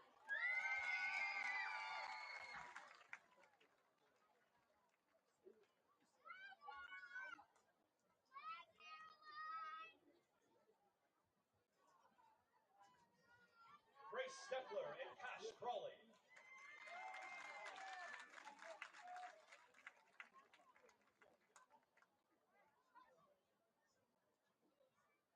The 2025 Flower Girl Palmer Switterlich and Crown Bearer Parker Hughes.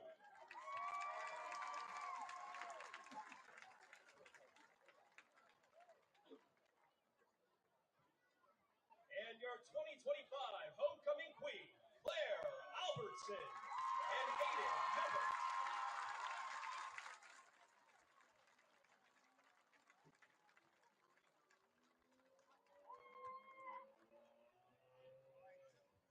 Also, congratulations once again to the 2025 Homecoming King, Jarius Baker.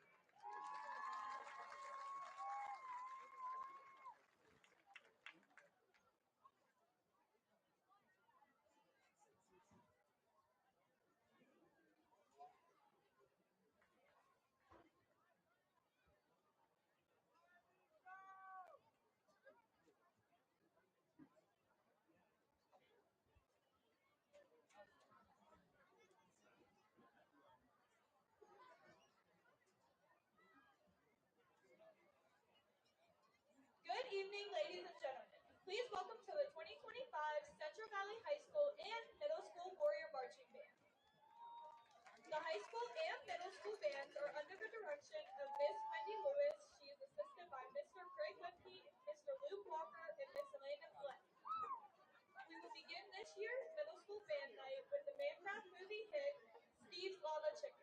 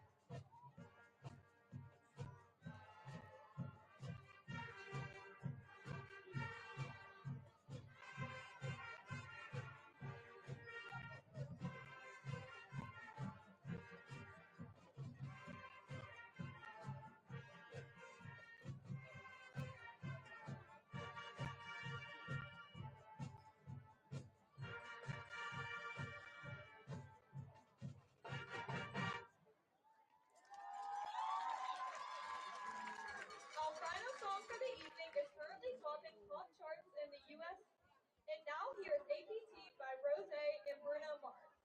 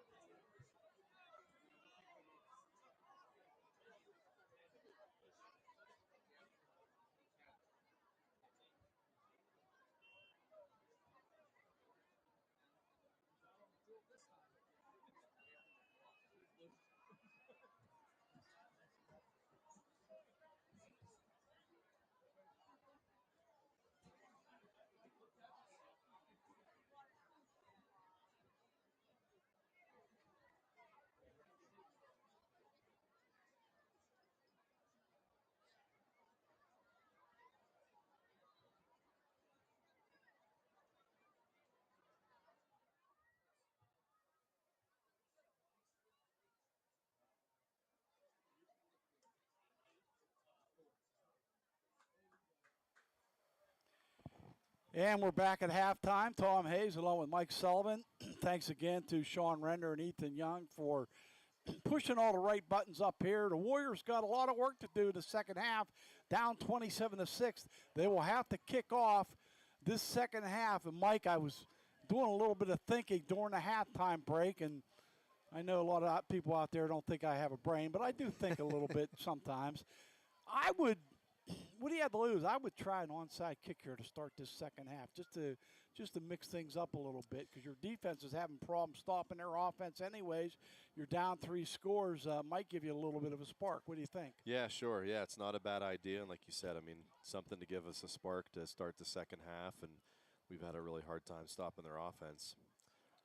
Not a bad time to do it. I mean, for it's sure. gutsy. You have to. The execution has to be perfect, but I just feel like the way that Avonworth has shown how they're dominating the line of scrimmage offensively, it's going to be tough to stop them anyways. If you don't recover the onside kick, they get the ball at midfield, and they haven't had much difficulty getting the midfield anyways from the 20-yard line or what have you on their starts. Yeah, and with where the score's at right now, down 21, like you said, the way they've moved the football, you've got nothing to lose. It's not a bad idea at all. I'm curious to see what they do. I think Avonworth might be thinking the same thing. That looks like a hands team out there. I don't see any linemen up front. Looks like all skilled people up front maybe thinking about that. Well, we'll see what happens as Dominic Pratt set to tee it off. Of course, he's Mr. Automatic almost with the touchbacks. Tell you what, Tom, the way he's got the ball, I don't pay too much attention to it, but he's got it pretty upright. He's kicking it away. They want the touchback, and he wants his defense to get out there and prove themselves, which is the safe and smart thing to do. 1st and 10 for the Antelopes. Ball on the 20-yard line. I don't know. It's pretty hard to make defensive adjustments when your opponent's offensive line has dominated the line of scrimmage. I don't know if they can bring some more guys up in the box, force them to throw a little more often. Maybe that's about the only thing you can do. Right, yeah, bring people down a little bit. The tough thing is, too, is when they've had to throw the football, they've thrown it well.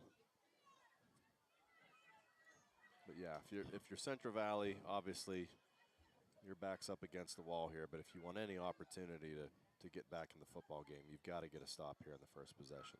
And Valeceres starts with a gain of 1, so that's a pretty good start for the defense. For the Warriors, maybe 2. Honestly, too, Tom, you look at what the score is and how the first half went. For Coach Lyons and the Warriors, you want your kids to respond here, and this is an opportunity to see how are we going to respond. Are we going to lay down and just die, or are we going to keep fighting? We're backed up into a corner. Are you going to come out and fight and keep fighting to get back in the football game, or are you just going to quit? And so I don't believe our kids are going to do that, especially with the coaching staff, and we got tough kids and mentally tough kids. So 2nd down 7, and good tackle. Great job there. That was Brendan Alexander. 2 tackles by Brendan right off the bat to start the second half. That's a guy they need to get a little active on defense. Yeah, that's right. Yeah, they need Brendan here to step up. This big play here for the Warriors, 3rd and 7. We haven't been able to get off the field. But please don't jump Avonworth off hasn't sides. punted all night. Yeah. Yeah, right. Don't. Central Valley didn't last week, so they know that feeling. Stay on sides and. I think they'd throw the football here. I mean, they've run it with success too, but 3rd and 7, you think they might throw the football.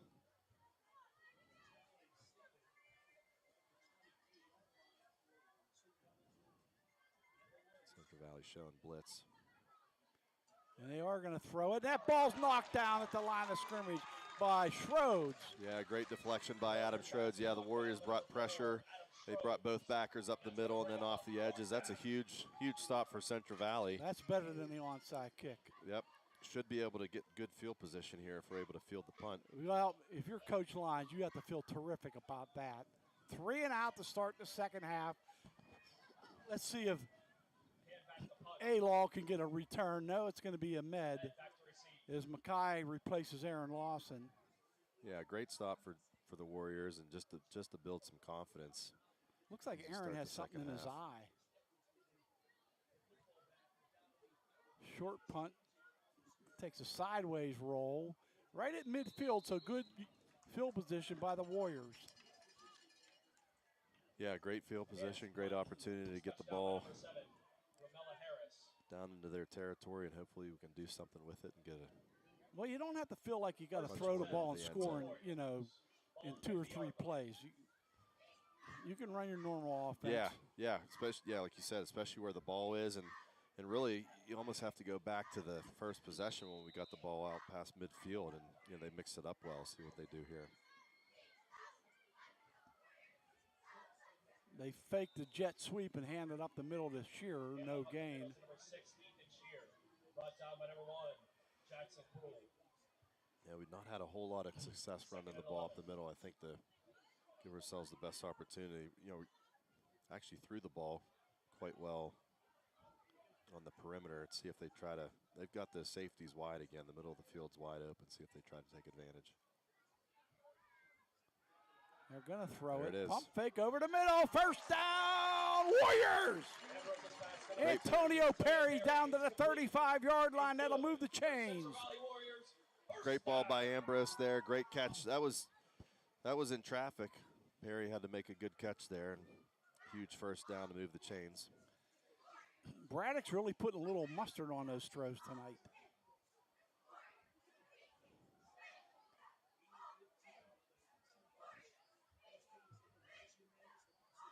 Fake sweep. They throw it He's deep. got him. Has a man open.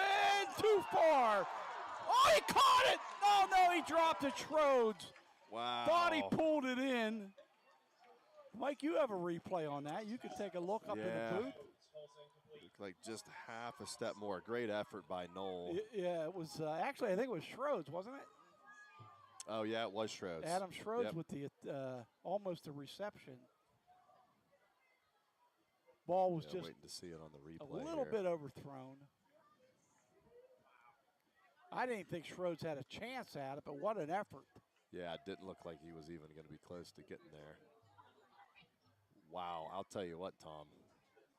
A little hard to tell for sure, but he caught that with one hand, and he pulled it in. Hard to tell if it touched the ground. Wow. I don't know. Delay a game On the Warriors. on the Warriors. It'll be a 5-yard penalty. Replay, second down.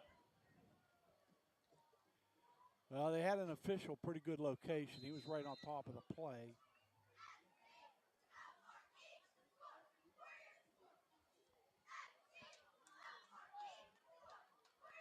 Really hard. Tell. You can't Yeah. see the ball hit the ground, that's for sure. But I think it looked to me like he used the ground to make the catch.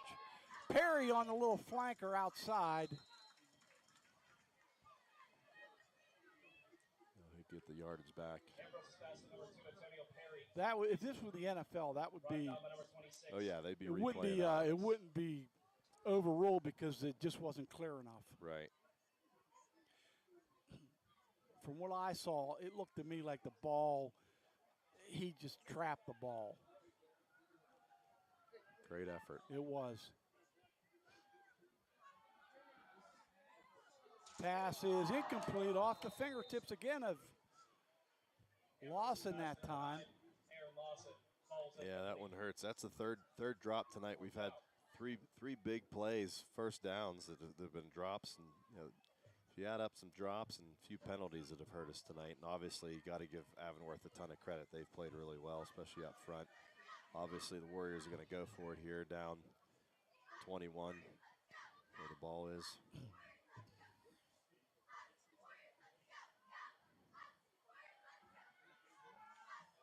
Pass is intercepted. Went to the well too many times. Jackson Kroll, and he takes it out to the 35. And unfortunately, we're going to get a unsportsmanlike penalty out of bounds. They guarded the middle that time.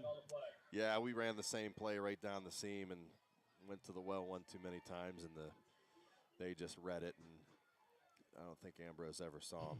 Kroll lost his hat. Yeah, I think that was what the penalty was on. That's going to bring the ball out to at least close to the 45-yard line. Maybe midfield. I thought he was at the 35 on the interception return. about the 46 maybe. Or 47. They're standing at about the 40. Yeah, it depends on where they 32. mark it off from. Yeah, you're right. Personal foul on the Warriors. From the 31. That'll be a 15-yard penalty. Still great field position by 10 for the the Antelopes. Lopes. 46.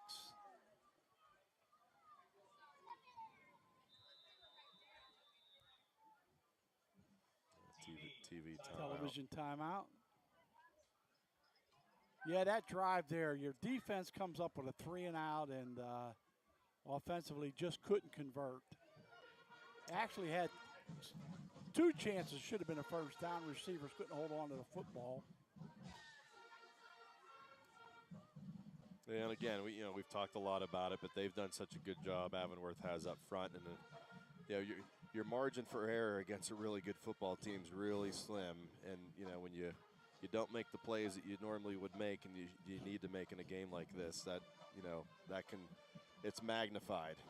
And a good football team is going to make you pay for it when you don't take advantage of it too. So, see if the Warriors can get another stop here and get the football back. Like I said earlier, they're not gonna quit. We've got tough kids, and they're gonna keep fighting. But just hope we can keep the game close and give themselves an opportunity. Yeah, to get back into it. there's a point where you play for respectability. Even if Absolutely. you can't win a football game, you can send a message saying, "Hey, we battled this team toe to toe and gave them all we could handle." By no means are the Warriors quitting at this point. Yeah, and there's a lot of football game left. But this is a veteran football team. They went all the way to the state finals last year and losing in the state finals. So they won the WPIL title against Central Valley 17-0. So they know all about these big games. That's right. They know how to win on the road.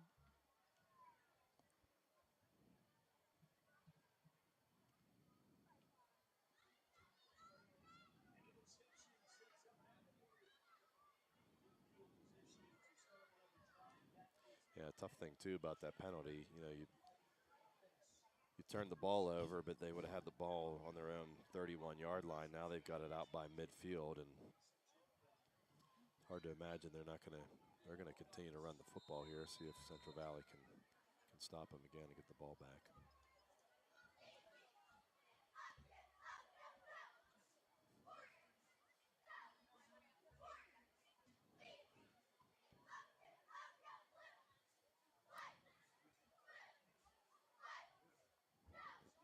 Pitch over to Valaceris, and Shearer brings him down after a gain of 1. Yeah, good job. I couldn't see who was on the edge there that forced them back inside, but you'll take a 1-yard gain on first down, that's for sure. 2nd down, 9 to go. Here's where you 2nd and long, you got to keep them on their side of the field. Right, and this is what you need to do too, because then it puts them in passing downs. The 2nd and 9, think that one maybe potentially throw the ball here, and Central Valley. And they're going to throw it on this down to Neal, and Neal's going to have good yardage, but not a first down. It'll be 3rd and about 2 to go. Maybe 3, more like 3, I think. A few guys trying to strip the ball there, almost got to it, but big play here. 3rd down and 3 to go.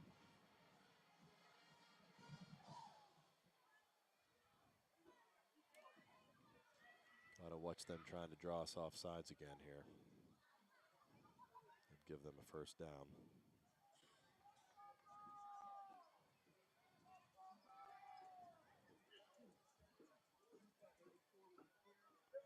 Valaceris gets to the outside and the first down inside the 40-yard line. Boy, he's a good-looking running back. Yeah, he runs hard. He's a quintessential high school back. He's not going to play D1 ball anywhere, but he is a load to handle on the high school level. I mean, 5'7", 175, that tells you a lot right there. But he's only a junior. Pretty big for his height. Weight-wise. Yeah, and it's not fat, it's muscle.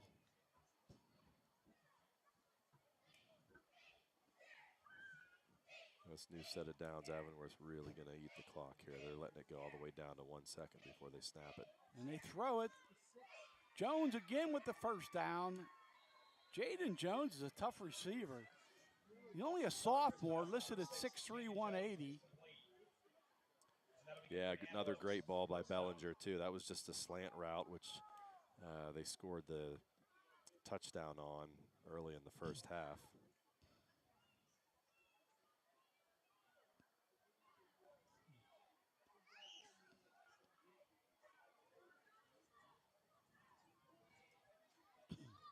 They're going to let this go all the way down under 10 seconds again.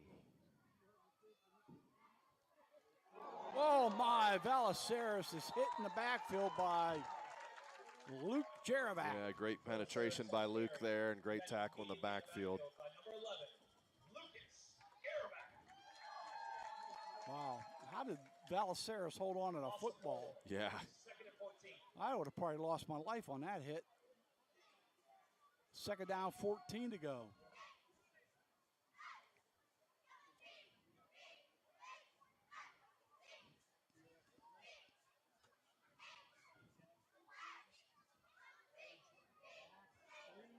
Pass is caught for the touchdown, but there's going to be a flag on the play, so hold everything. Yeah, that's going to be holding.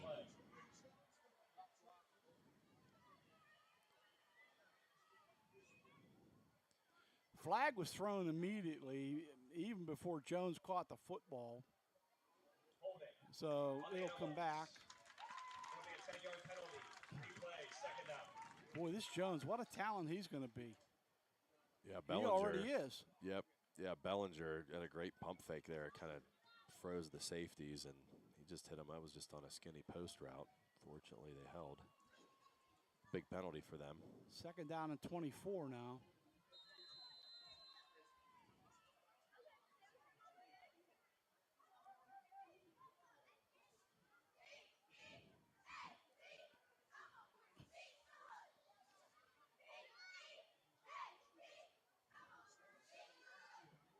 Screen. Ball's tipped in. Oh. Did Jerevac get it almost? He but lost it. Couldn't hold on to it. Great effort. Oh, and Lucas. That was the break we needed there. Yeah, great play. I think was it Schroeds or I think Adam, Schroeds on the yeah. tip, and then Jerevac had it in his hands, wasn't able to bring it down, dove for it. Great effort. Oh, that's tough. Although he's a tight end on offense, so he's got hands, but that would have been a tough play for anyone. Third down and 24. Really got to hold him at bay here. Yeah. We don't even want to give him a chance to go for it on fourth down. Yep, no doubt. 10 Yeah. yards of this, and they'll go for it on fourth Right. down. Yeah, you hold them here. They should punt the football because they're going to pin us deep if they do. I think they actually called a timeout. Timeout. Avonworth.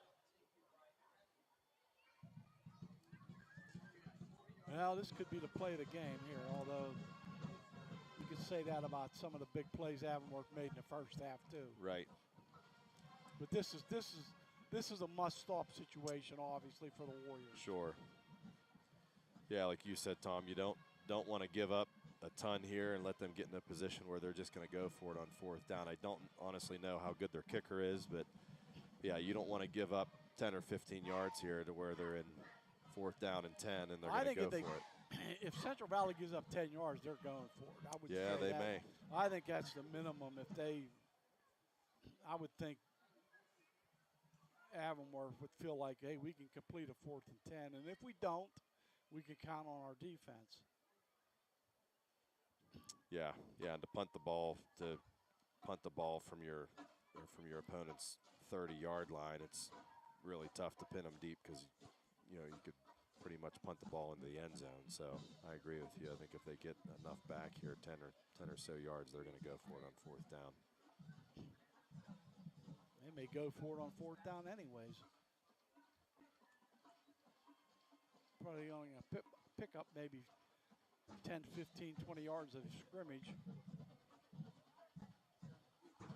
Well, big third down. Let's see what happens here. It's 3rd and 24. Well, here, if you're the Warriors, you just got to keep everything in front of you.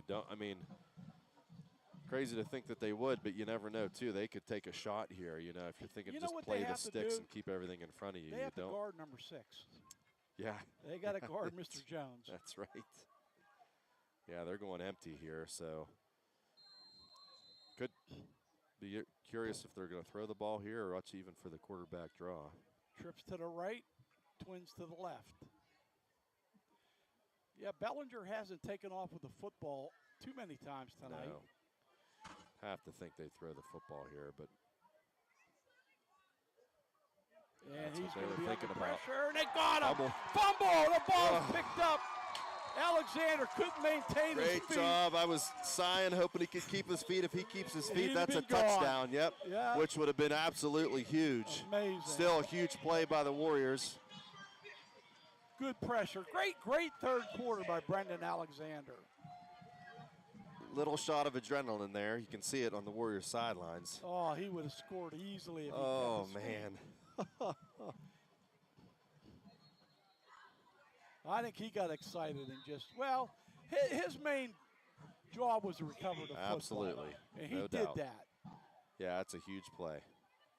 You'll take it. I didn't see who got the initial pressure on Bellinger. They came up the middle. I think it was Shearer, actually, who got the strip sack. Yeah, and it did look like they were running a draw. He set up for pass, and then he was going to run the football. Yep. Yeah, great job. Yeah, you're right. It was Shearer that stripped him, the strip sack. Almost looked like Alexander even maybe got tripped up. Yeah, it looked like he may have even tripped over. He did, it looked yeah. like Schroeds, but still. That's all right. He got no the less football great for play his team. by Shear, and great job by Well, Alexander to be there to pick it up. The most impressive thing is they've shown an ability to stop this offense. Right. Yeah. Last two possessions, and we talked about how were they going to respond coming out in the second half. They had a 3 and out to start the second half. Yeah. Well, I don't know what they're going to dial up here, but I've always loved after a big turnover, taking a shot. How Going about this? play How about action, the old taking a shot deep. The old super duper here, maybe. Super duper, yeah. That's an old black off. Oh, yeah. I was just talking with my sons last week about the super duper. I was showing them how we used to run it. We'd score on that at least once or twice a year. My late great brother-in-law, Jim Wilson, that was his favorite play call.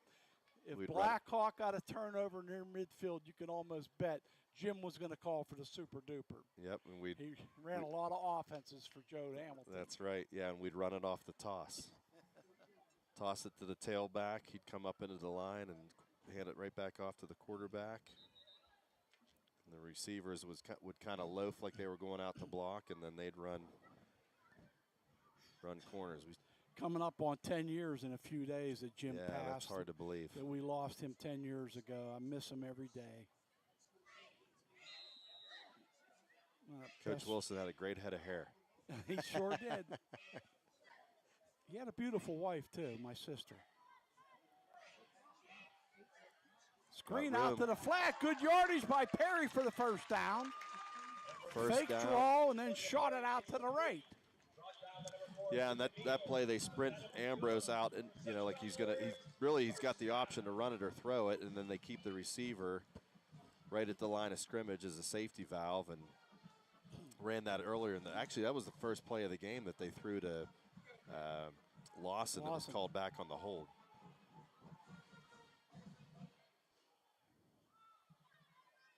Inside handoff, Bosco.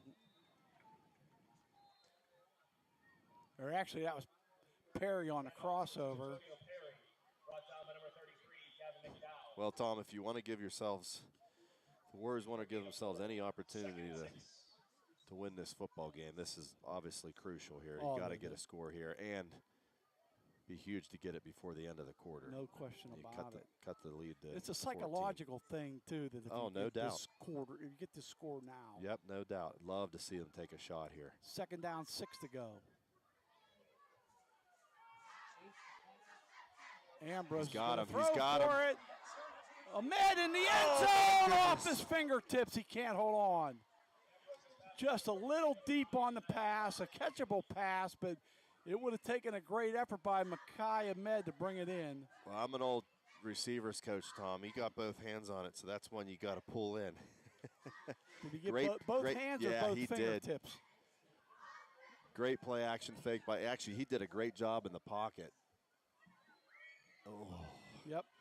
Catch that Makai will make probably 8 out of 10 times. Now That's it's the third second one down we and just 6. missed on. You really got to, now you got to focus on getting a first down. Oh, yeah. You may run it 2 downs here. Over the middle pass is complete to Jerevac. First down to the 20. That's a great call. Yep, nice. They brought Lawson in motion on that, and then Jerevac just ran an option route and just sat in the hole right in the seam, and huge first down for the Warriors. Lucas, big target, tight end at 6'3", 225. Tough dude, just like his old man Petey.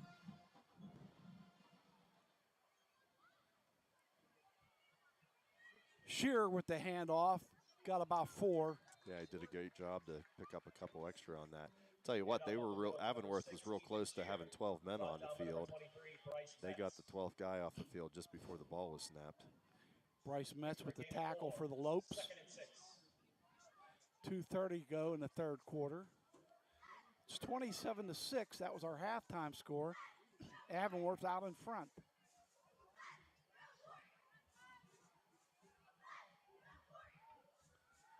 Ambrose is in some trouble. Ambrose is going to throw it away. He was outside the pocket, so that's not intentional grounding. Yeah, that was a great effort by Braddock just to get rid of the football, because if we take a loss on that, now it's third, and wow, probably would have been about 17, which really hurts you. Tried to run the same play that they did Perry picked up the first down. Aaron Lawson looks like he's cramping out there a little bit. He's really been stretching his calves out. He's limping a little bit. Again, huge here. You don't need to get it all. You've got 2 plays to get a first down. I mean, you're going for it here no matter what. So you don't have to get all 7 yards right or 6 yards right here. High snap, pass over the middle's too high. Ambrose hit after the throw. He's shaking up a little bit. Yeah, it looked like he got hit right in the face nose, mask. maybe. Yeah. Poked in the eye, possibly. Wow, you just can't have this drive stall here on a 4th and 6. Yeah, he was getting a lot of pressure and had to throw off his back foot, and that's why the ball sailed on him. Perry's in the slot. And timeout, Warriors. So both teams have burned a timeout in this third quarter.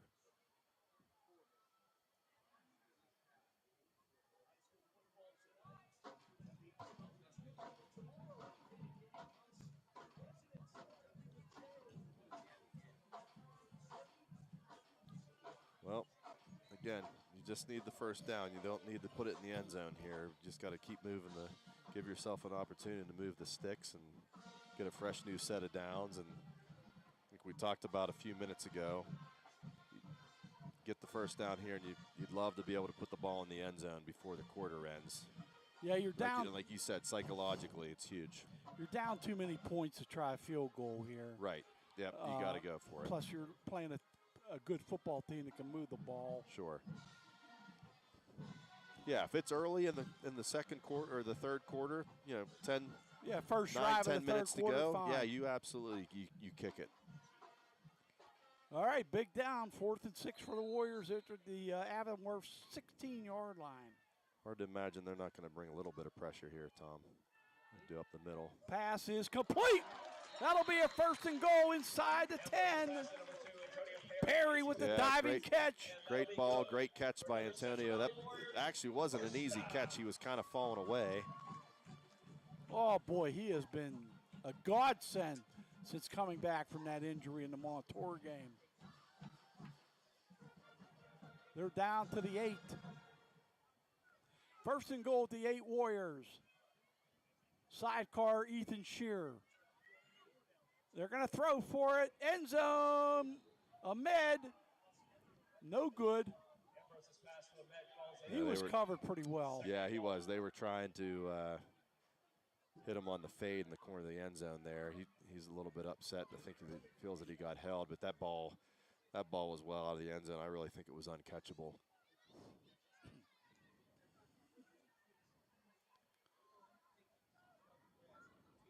Yeah, but Cole holding's Cantito checking holding. into the game. It's on pass Oh, yeah. interference it affects catchable or not, but not Right. holding. Shearer's hit at the line of scrimmage. So 3rd and goal.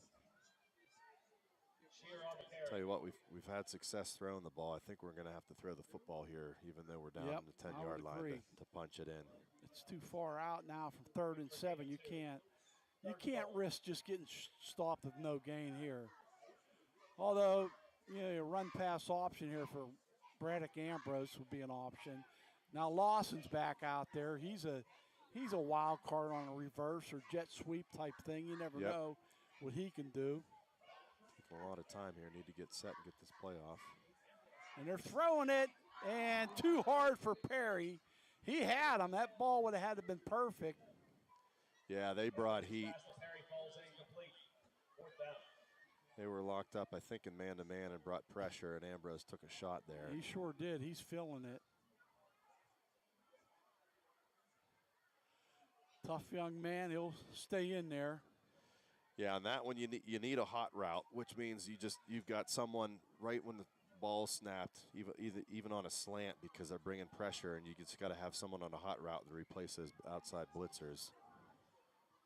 4th and goal at the 7. Jeez.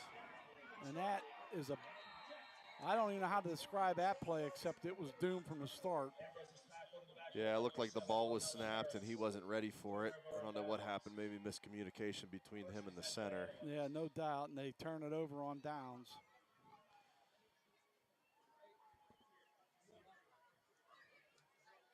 Well, that hurts. There was your chance to get back into this football Yep. game.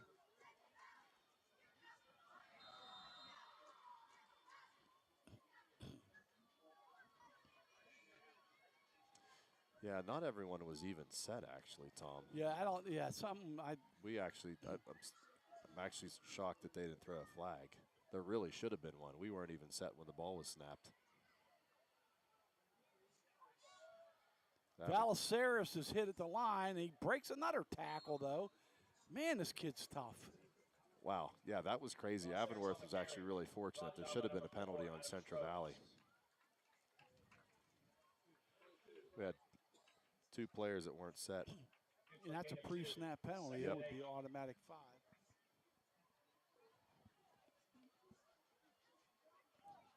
Second down, 8 to go for the Lopes. This will be the last play of the quarter.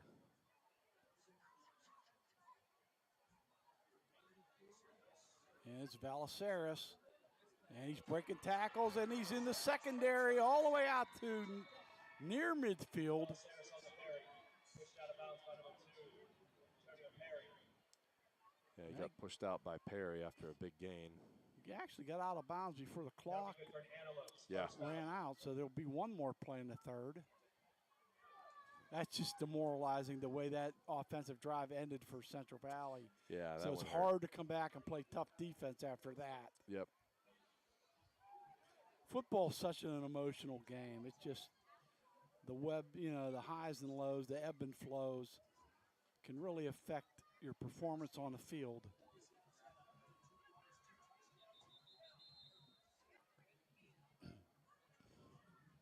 Avonworth's going to call a timeout. Timeout. That's weird. Why wouldn't you just let the quarter expire and then talk Yeah, about well, it? the clock was still stopped, actually. Remember, this was the next play after the run out of bounds. Seemed like that was a couple plays ago. Well, they have the three touchdown lead, so they can afford to burn the timeouts. They most likely won't need them unless the Warriors can mount a furious comeback in the fourth quarter.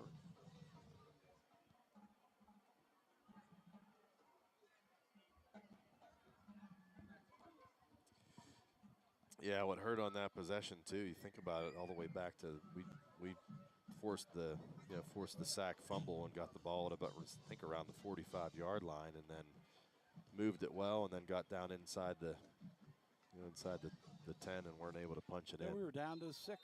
Yep. Couldn't get it in. So this will be the last play of the quarter.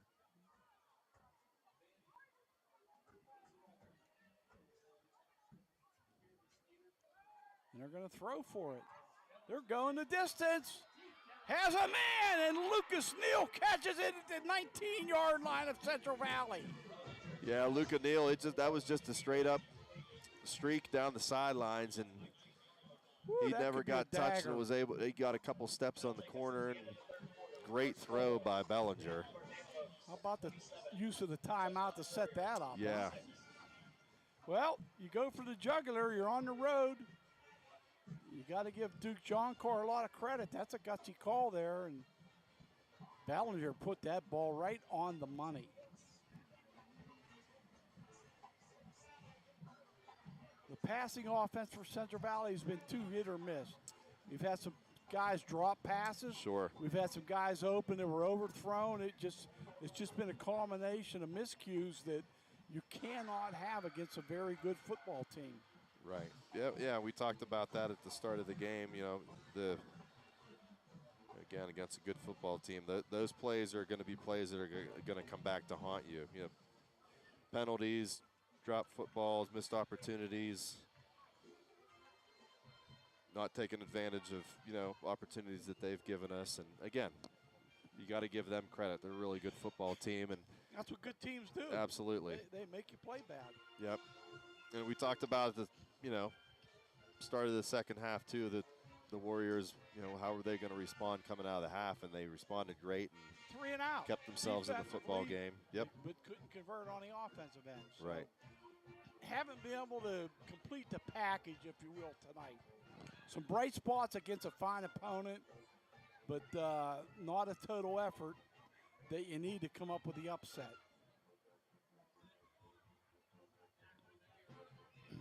But I think a team like this will make the Warriors better. I mean, they're not going to face, let's face it, they're not going to face a better football team the rest of the year. Right. Now, they're going to have their hands full, though, next Friday on the road at J.C. Stone Field up in the North Hills against North Catholic.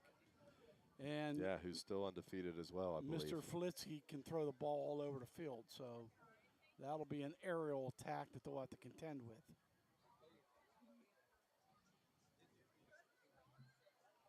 They don't have the running game or the offensive line, I don't think, that Avonworth does, but they certainly have a passing quarterback as good as any they'll see. This will still be a tough loss if they can't come back here in the fourth quarter, but big key now is how does your defense keep Avonworth out of the end zone here? Yep. They've gone from their own 20 to the CV 19.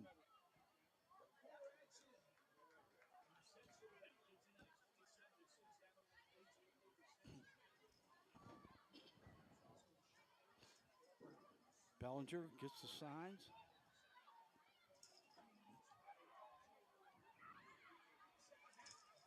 Valeceres right up the gut. This is just imposing your will right now, this offensive line. That's all that is. That's right. Yeah, and again, like we talked about, not being able to convert on the opportunity we had in the last possession, and now they've hit the big ball down the sidelines. Second down, 4 to go. But again, you got to, if you're the Warriors, you got to keep fighting and hold them out of the end zone. Well, here. Touchdown here will pretty much seal things for the Lopes. And it'll be Valeceres again. He's got the 1st and goal. brought down by number 2, Antonio Perry.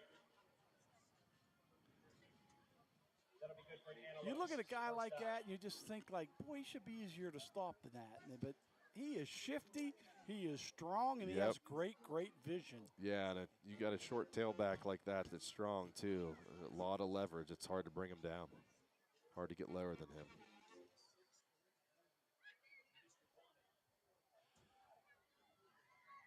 They're at the 7, first and goal.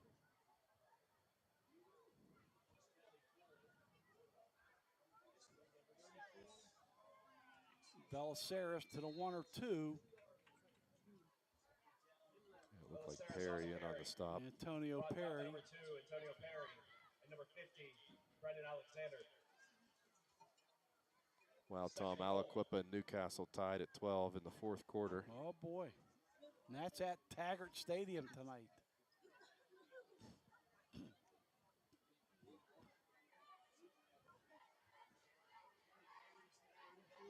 Belisaris is hit the backfield by Shearer, and what a play by Ethan, and almost coughed up the football. Yeah, he did. Yeah, great penetration there by Shear. He was coming on a blitz. That's going to bring up a He was able to get a tackle for a loss there. I'd love to see the Warriors keep him out of the end zone again here. This would be, again, going to be tough to come down back from 21, even if they can stop him here. But this would be huge just to be able to even stop him. And Third down and goal at the 4. They've shown some penetration in this second half. The defense has definitely improved their play. Pass was thrown for the touchdown. Neal with the touchdown. Bellinger's pass to number 4, Logan Neal. yeah, I made that one too easy. That was just another slant route. Touchdown. It's tough to guard that quick slant. And Luka Neal's a heck of an athlete. Bellinger on the money. Mahan on for the PAT.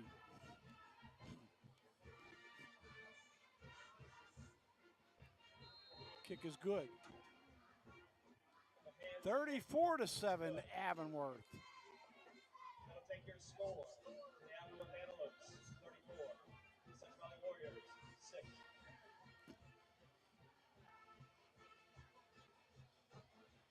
The thing about Avonworth, they certainly can throw the football, Mike, when they have to. Yeah, they really can. Yeah, Bellinger throws a great ball, and, I mean, they've got great receivers, too. They haven't had to throw it much, but when they have, they've made it count, that's for sure.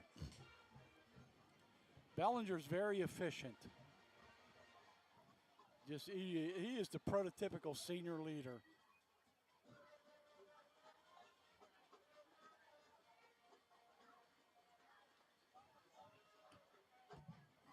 Yeah, so that's, I think, the third touchdown pass, Tom? Let's see. Let me go back. At least to two. the, It is the third. Yeah, Jones Yep. caught 2 of them. Yep. Jones has a 59-yarder. He has a 20-yarder, and now a 4-yarder by Neal. So, yes, 3 TD passes. And Belisaris has 1, 2 touchdowns.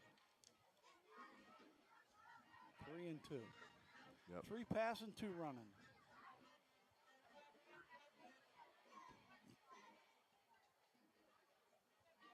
These TV timeouts are brutal, aren't they? The kids probably like it. They just, get a nice break, catch their breath.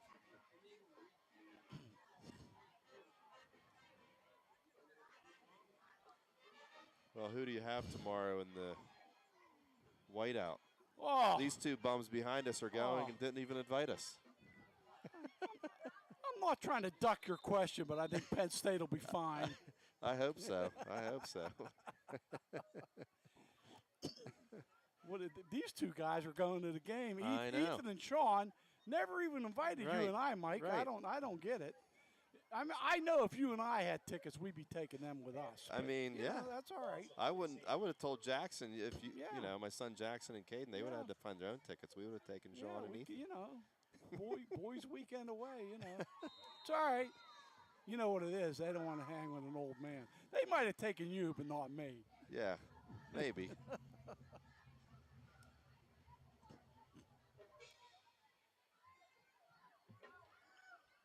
Perry on the return, trying to get to the outside, and does. Got a block. He's out to midfield and a lot more down to Avonworth territory to the 40-yard line. Yep.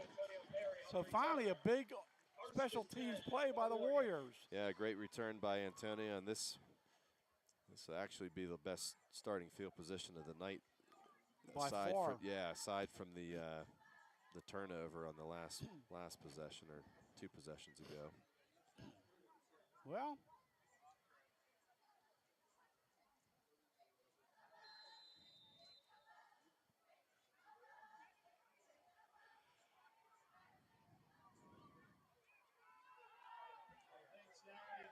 Ambrose has a man over his head, is Lawson. Actually, Lawson was pretty well covered. Yeah, he was, and that was play they ran quite a bit last week and had success against Beaver. That was naked, and he's the intermediate route coming across the middle, and Teddy yeah, he was pretty well covered. Teddy Sweeney, only a freshman on the coverage, 5'9", 140. That's a small young man out there playing corner. Second down, 10 to go, Warriors.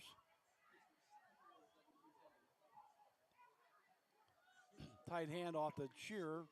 Ethan got about 3 or 4. Good tackle there defensively by Bryce Metz. Hand off to number 6, Ethan Shearer. Brought down by number 23. There are some solid athletes on this Oh, Avonworth yeah. team. And you know what, Tom, is after that play, I mean, they made a – Shearer's a big kid, really big kid, and against a tailback like that, you got to get low. And they've actually done a really good job of tackling him tonight. He's had some good runs, but they've tackled really well. Yeah, Metz, that's one-on-one right there.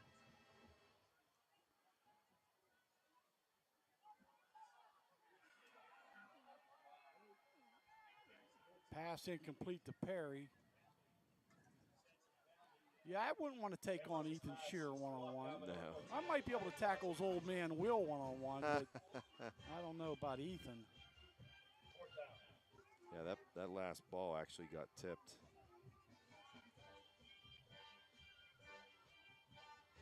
Well, all of a sudden it's 4th down. I mean, Yep. that after the great return by Perry, 3 downs, and they've only picked up 2 yards, 4th and 8.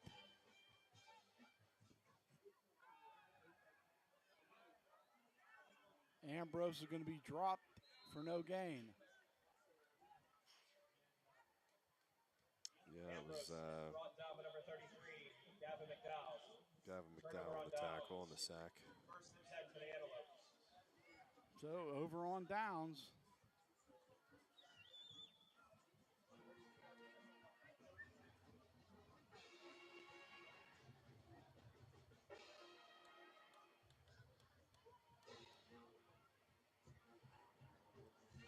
Well, I think Just we're going to surprised. see Both teams still have a lot of their starters in. I'm kind of surprised by that. I'd be wanting to get kids off the field, risk of injury. I think Avonworth wants to grind out the clock. They may. Well, they got a new back in there, Gavin McDowell. It's only a Yeah, sophomore. Bellinger's still in there. Most of their O-line, their whole starting O-line's still in there. Starting receivers. Yep. Although I don't expect them to throw too often. And McDowell's got a couple nice yards. Yeah, Central Valley still has all their starters in. McDowell is a 5'10", 180-pound junior.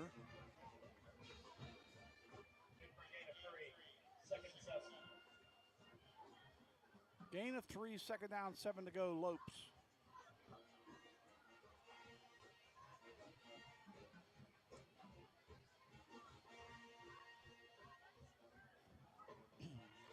I'm really surprised they're not.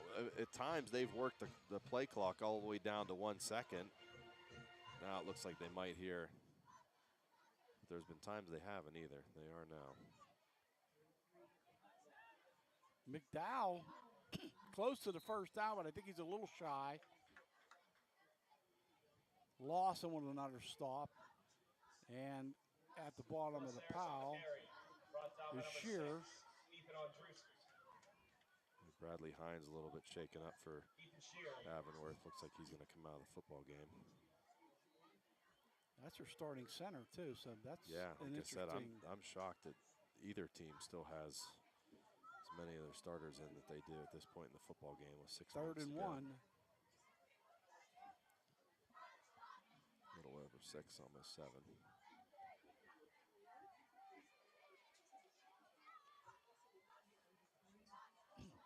First down and more. That one's coming back on a hold. McDowell. Flag on the play. Yep. Couldn't see on that, Tom. Was it Shear that got penetration in there and just missed the I tackle missed in it. the I was backfield? watching the back coming out Yeah. in McDowell. But you're right, Mr. Sullivan. That'll be 10 against the That'll be a Lopes, 10-yard the penalty. Antelopes. Replay, third down.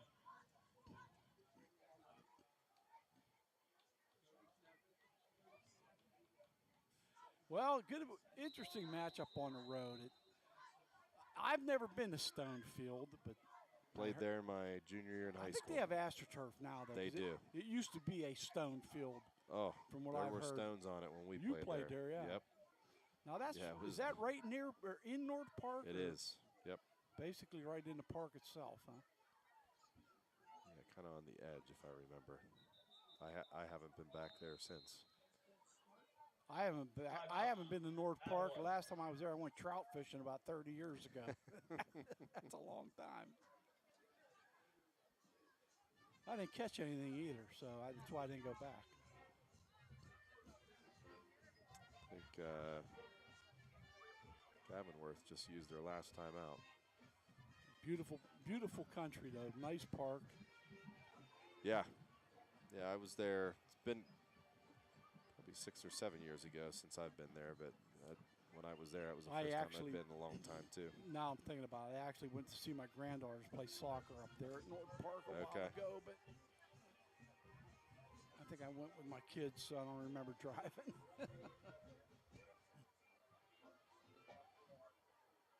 So that's going to be a big test, for the Warriors on the road. How do they bounce back after an emotional homecoming loss? You want to play well on homecoming.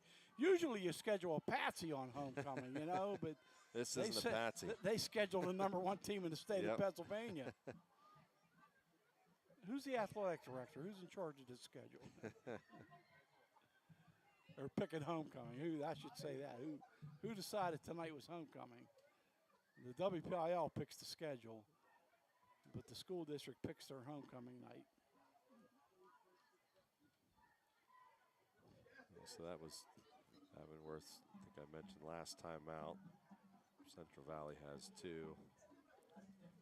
Obviously, at this point in the football game, well, without a reach being able to come back, but I like see your what they point, do here. Mike. I'm taking guys out that are maybe a little tired, maybe got a couple bumps and bruises. yeah, I mean, for both teams, it's been a really tough physical football game. You want your best players available on the road next Friday night at North Catholic. Right. North Catholic built a beautiful new high school out on Route 228. They got a beautiful gymnasium there. And from what I understand, they wanted to build a football stadium out there. And the township wouldn't let them because it would have created too much traffic. Yeah. With all the restaurants. There's already plenty of traffic. Yeah, with all the restaurants and everything else, they just said, we don't want that kind of traffic on a Friday night. So I don't know if they're still trying to build a stadium somewhere or not, but Yeah, there's definitely room for it, it looks they're like still there. playing at Stone Field. Oh, they definitely wanted a stadium built on campus. The gym they have, it's not big, but it's nice. Bellinger running for his life out there and finally gets rid of it. It's picked off. Great interception. Yep. Pass is intercepted. Got Perry. pressure. Yeah, got pressure from Ethan Bosco, and great play by Antonio Perry. Again, you're starting quarterbacks in the game. He's scrambling around, throwing a football. It doesn't make a lot of sense. Yep, I mean, if he gets hit there and gets hurt, I'm with you. I don't get it. I really don't. Yeah, especially with only 6 minutes to go. And in we're the football we're game. talking earlier off the air about teams wanting to forfeit games, wanting to have their opponents run the mercy clock from the start because they don't have the numbers or whatever. And there's a lot. Nice run, though, by Ethan Bosco as he gets about 7 yards. There's a lot of talk about why are numbers down in football. Kids are playing multiple sports, other sports. COVID, I think, has affected participation in football. One of the biggest things is concussions and CTE, Sure. the prevalence of that in the NFL. But also, I think, is playing time. I think too many kids don't get a chance to play in game situations. As Bosco picks up good yardage in the first down. Yeah, great push up front by the offensive line. Great run by Ethan. So, you know, now, and my point is, now's the time kids should be clearing the bench. It should be, you know, as many as you possibly can. Now, if you're behind, you want to keep your starters in. If you're Central Valley, try to get a score out of it. I get that, but if I'm Avonworth, I got 11 new guys out there. Yeah, biggest thing for me for both teams, I don't want to risk injury at this point in the football game. Andrusic with, I believe, his first carry of the night. Yep, looks got like about should 10. be a first down. He would be the E3 of our E3 offense. Good for a gain of 9. Second down 1.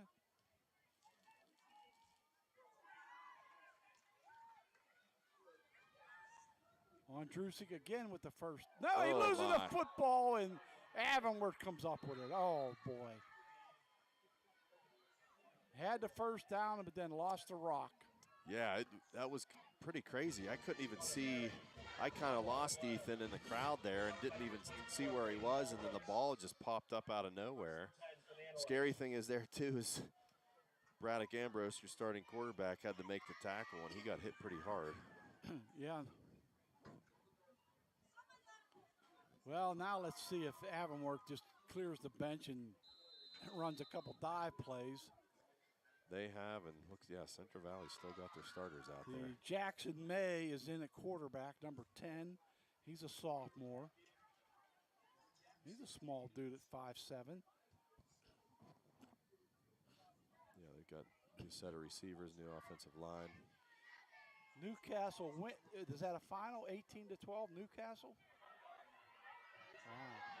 Big run by the Lopes, but he steps out of bounds, goes Logan Kroll. How many Krolls are on this team? 1, 2, 2 or 3. Yeah, Logan, a freshman. Jackson, a senior.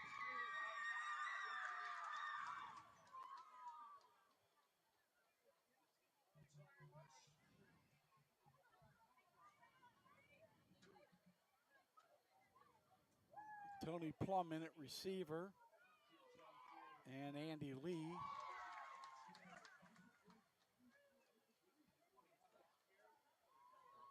No gain up the middle. Hand off to Cole.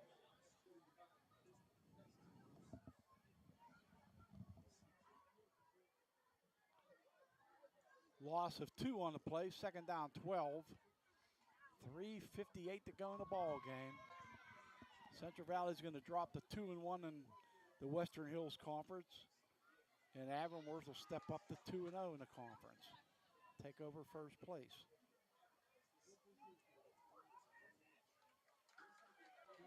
That looked like double motion. High fumbled snap, and the quarterback just falls on it, and Jackson May. Fumbled snap. Recovered by number 10, Jackson May. Yeah, that'll bring up a third and forever for Avonworth. Third and, wow, looks like about 20. Oh, at least. Yeah, they're going hurry up here. They're going to snap the football again right away. What's the purpose of no, this? they're not. Looked like they were.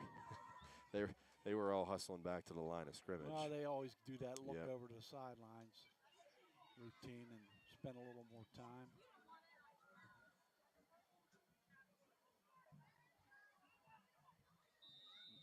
Now they're going to get a penalty because they don't get the snap off on time. Or did they take the timeout? Final score, Newcastle upsets Aliquippa 18-12. Wow. It's tough to go to Newcastle when a sporting event. Yeah. Those fans are rabid up there. Delay of game on Avonworth. No And timeouts you know left. that was they were looking for that one. Right.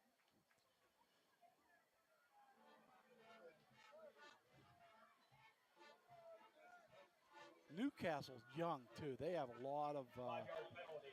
noted as a basketball school. They got a lot of young guys. I talked to their basketball coach, Ralph Blundo, at the Hopewell game, and he told me he has 22 of his basketball players playing football. So Wow. they're, he said they're very athletic, so he's looking forward to getting them back in the gym here in November. Cruel on the carry. Brought down by number 6. It's going to bring up 4th down for Avonworth. You'd think they would punt the football here. This would be, I think, only their second punt of the football game. You still got to, you know what? You still got to learn how to punt some games.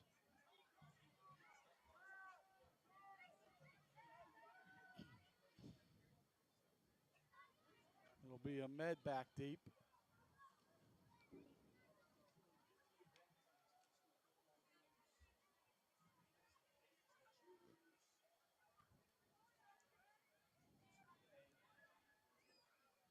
Kick's going to take an Avonworth roll all the way down to the 36-yard line Slater's kick of the Warriors at the 36-yard line. with under 2 minutes to play. For the Warriors. Nicholas Plunkard out there. Ambrose still out at quarterback.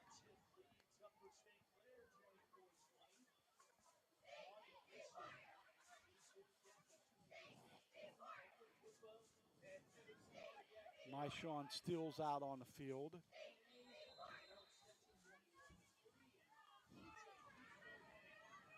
Looks like Andrusik will be the lone setback.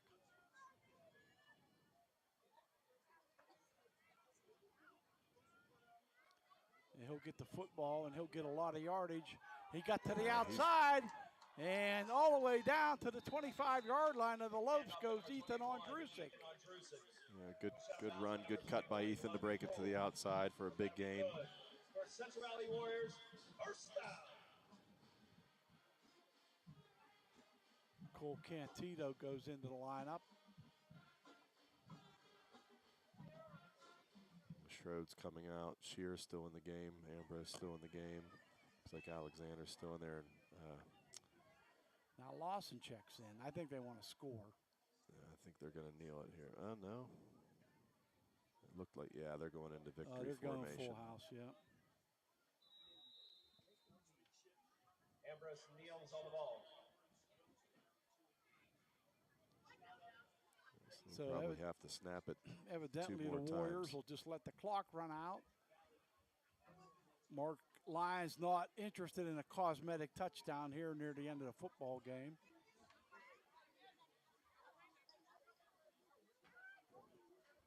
As I said, the Warriors will travel to North Catholic, and Avonworth will face Quaker Valley at home next Friday night. Quakers lost big to Hopewell tonight. Another knee by Ambrose. Another kneel down. Well, at least by taking the knee here, Mike, you don't risk anyone getting hurt. Right. Yeah, they'll have to snap it one more time, and then that's going to do it. Well, Avonworth came into Sarge Albert Stadium tonight and proved why they're the #1 team in the state. My hat's off to them. They played a sound football game. Games are won with winning the line of scrimmage, and they did that tonight. Yeah, they did. Yeah, you got to, like I said, got to give them credit. Got to give the Warriors credit for coming out in the second half and fighting, and they Play gave hard. themselves some opportunities, just couldn't capitalize on them. But yeah, doesn't get any easier next week. Got to go on the road and get a win against North Catholic. Well, we started off with a 6-0 lead for the Warriors, but it's been 34 straight points since then. For Mike Sullivan, this is Tom Hayes, and for Sean Render and Ethan Young, we want to say thank you for watching tonight's football game on our Central Valley School District YouTube Sports Network. We'll see you in a couple weeks back at home against Quaker Valley. Good night, everyone.